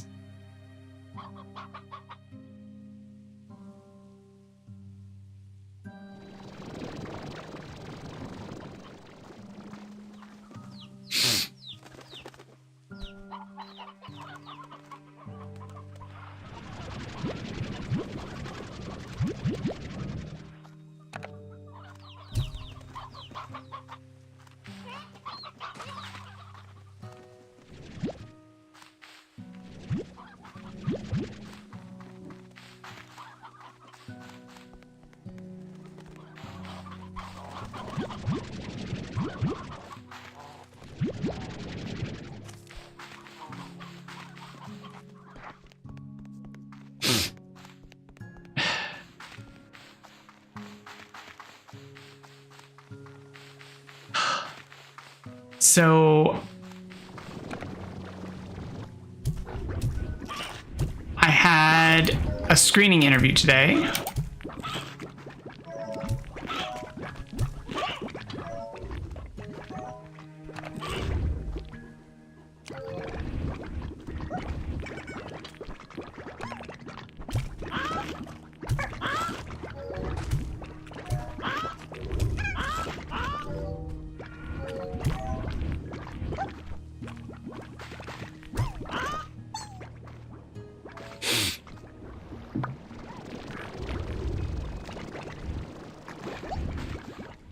I feel like it went fairly well. I have some concerns about the fact that the position, so like the company is really well rated. The Human Rights Campaign independent rating of the company gives it basically a perfect score. The company's external rating by employees is pretty decent.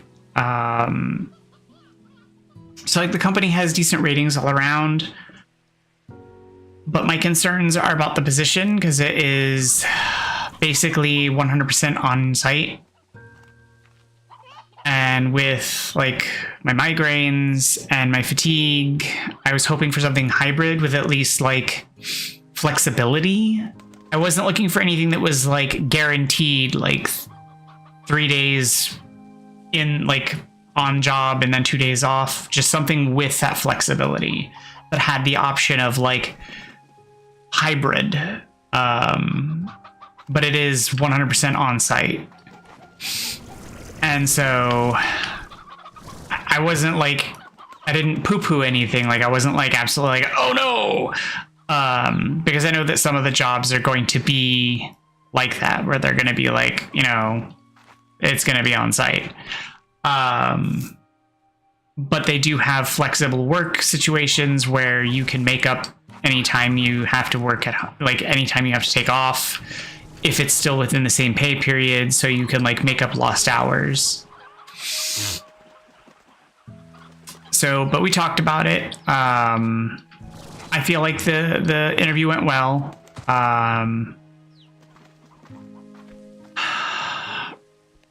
It is a contingent position, which means that it's based on a contract that they're waiting to get awarded. They're just front-loading applications and doing some preliminary interviews. So they're trying to make sure that they have candidates lined up if and when the contract comes through, so that if it does, that they can then proceed to the hiring phase immediately rather than having to like go through this phase. So it could potentially be a couple of months, but I feel like it went well. Well enough that we went half an hour over our allotted time. So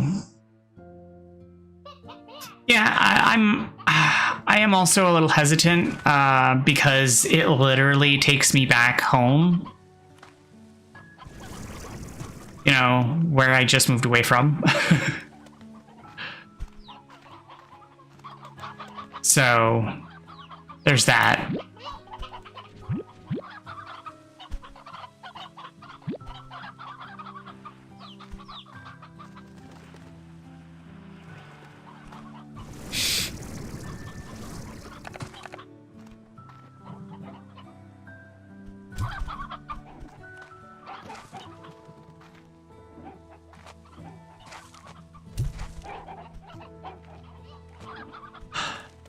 But we'll see. I mean, I'm not opposed to it. I like where I live now. And I'm not opposed to moving around. I like living where there are seasons. I like seeing the leaves turn. I like seeing snow.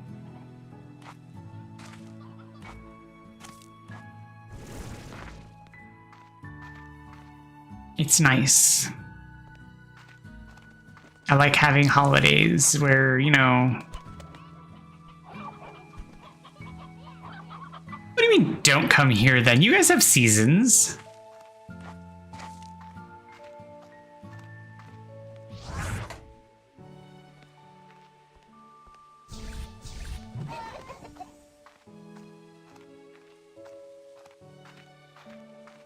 I've been there.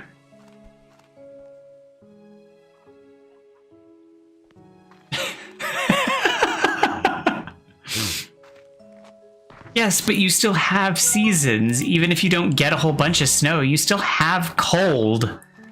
You still have seasons.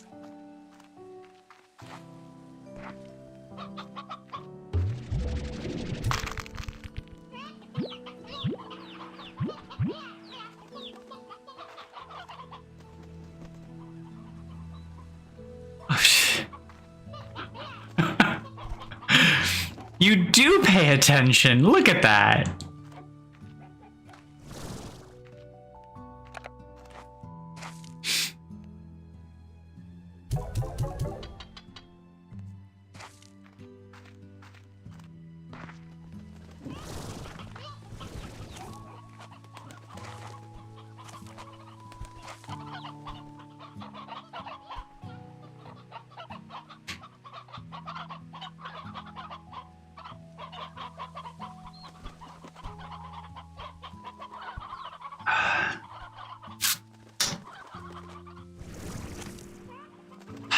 Yes, but living there would come with other exchanged perks, so, you know, column A, column B, fair exchange, blah, blah, blah.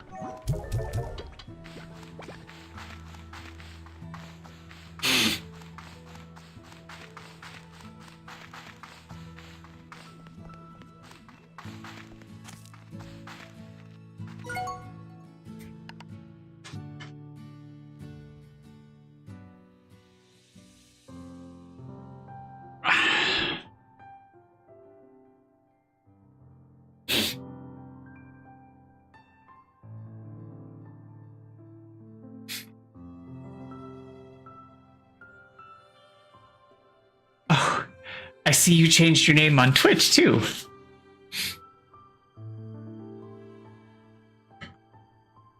Vivid dreams, eh?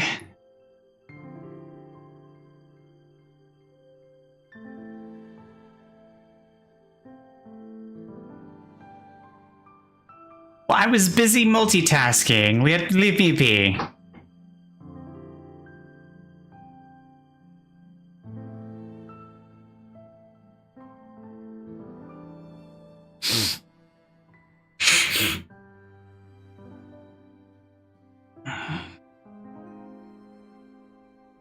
That's all I have are excuses. What do you want?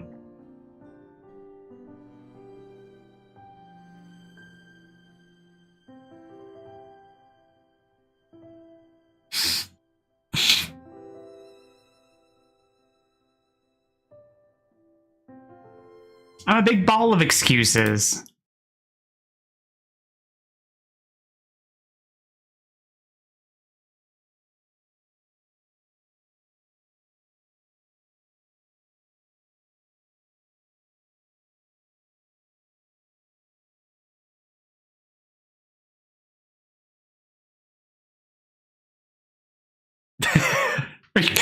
Is that a fat joke?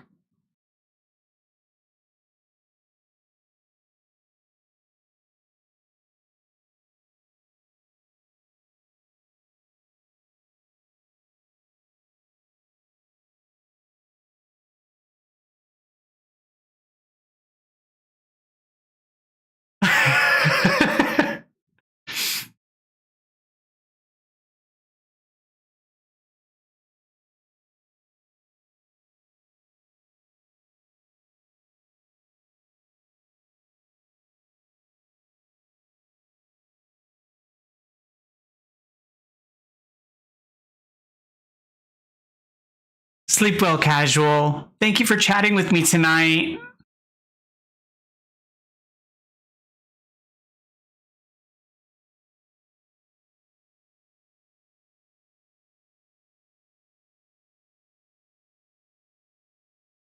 Bye.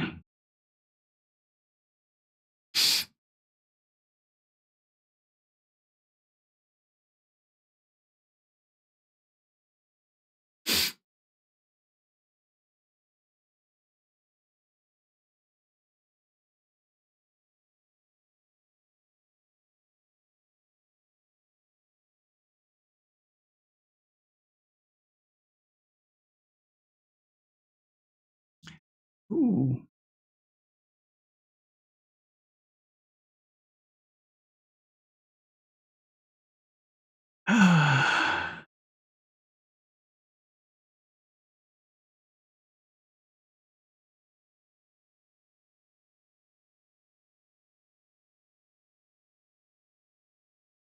So what were you up to today?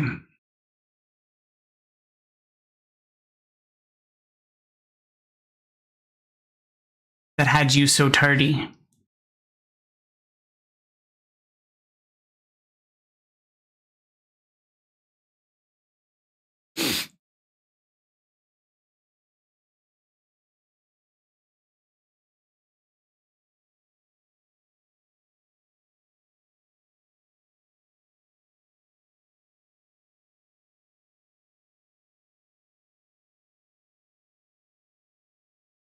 It is an interesting question. That is why I asked it.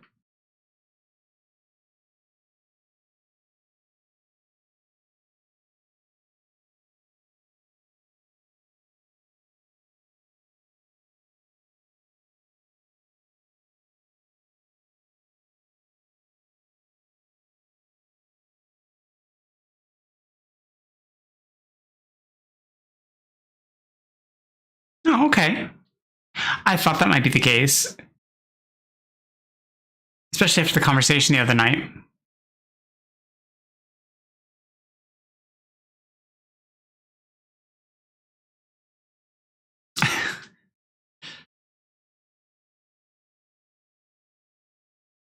Everything get rectified after that?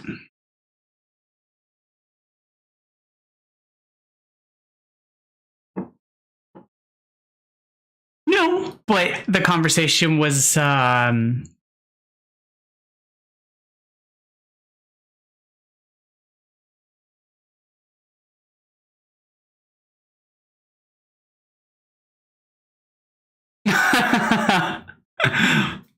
that's one way to resolve the problem, I suppose.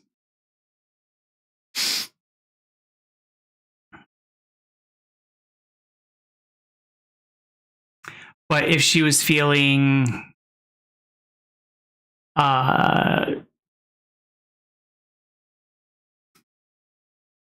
desiring, then I feel like you would want to facilitate. So if that continued on into waking hours, then that would be what you were doing. It's not a matter of predictability. It's just a matter of the natural course of action.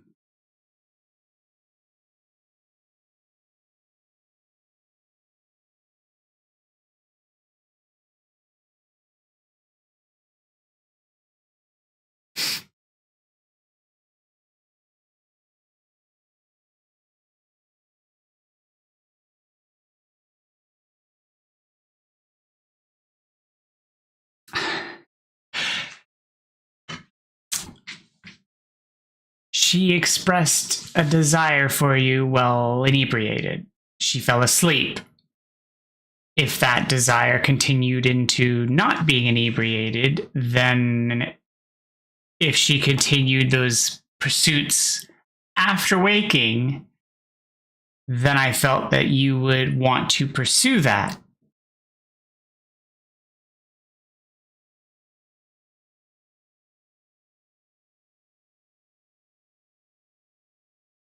Yeah, exactly.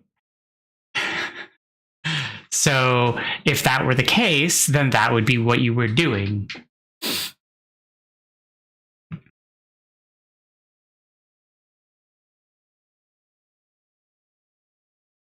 and I wouldn't fault you for it. So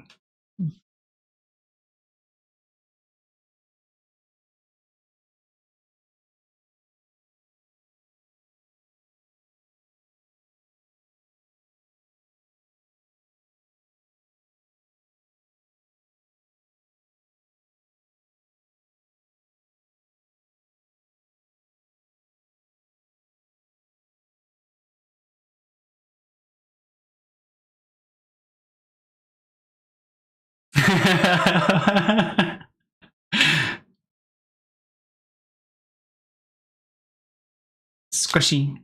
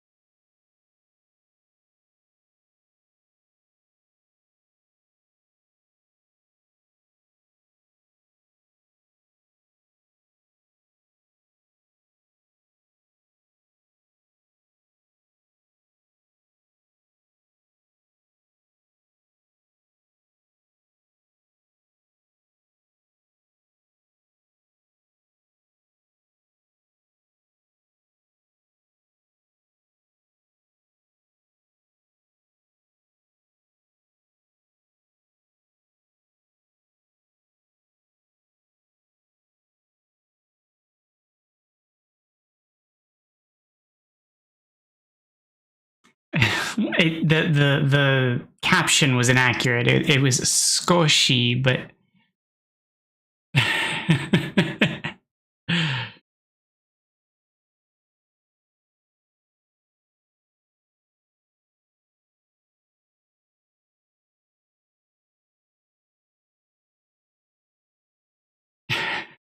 it's because I changed the language model to being strictly English rather than auto, so it's not translating.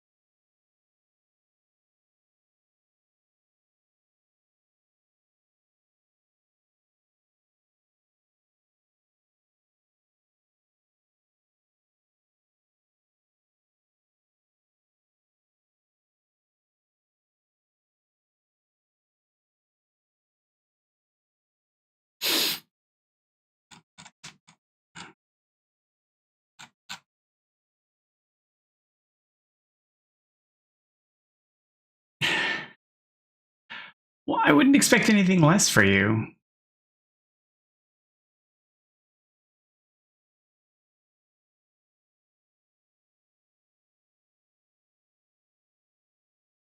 You don't seem like the kind of person that would settle for anything less than interesting.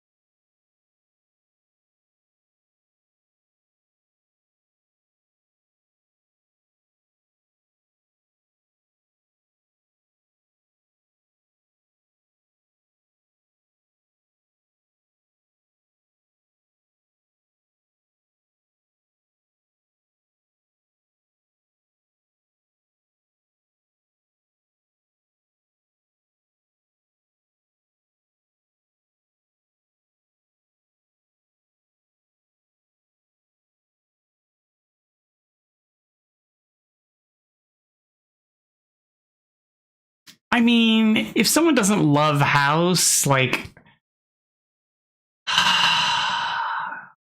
are they like, you know, like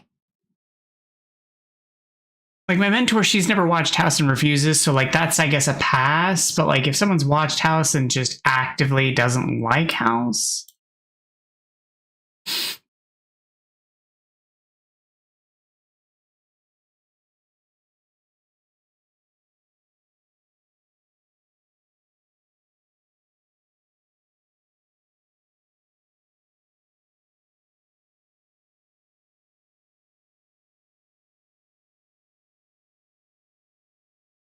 so like I don't know. I don't know.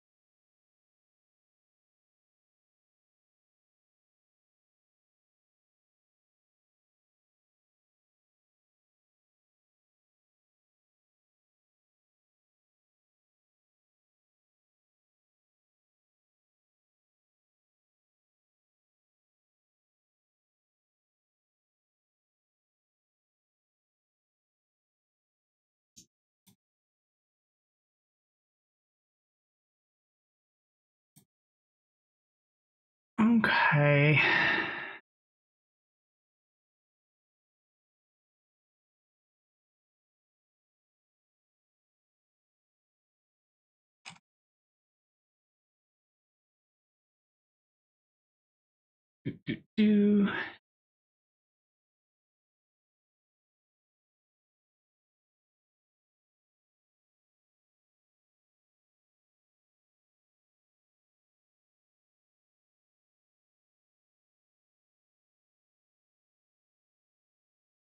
Well, with that, I think I am going to wrap up here. For the evening, because it is after 11. But I am going to go ahead and send us off to another stream. Thank you, everyone, for tuning in tonight. I appreciate all of you. Everybody, make sure you take care of yourselves. And I'll be back again tomorrow. And I'll see you then. Have a good night.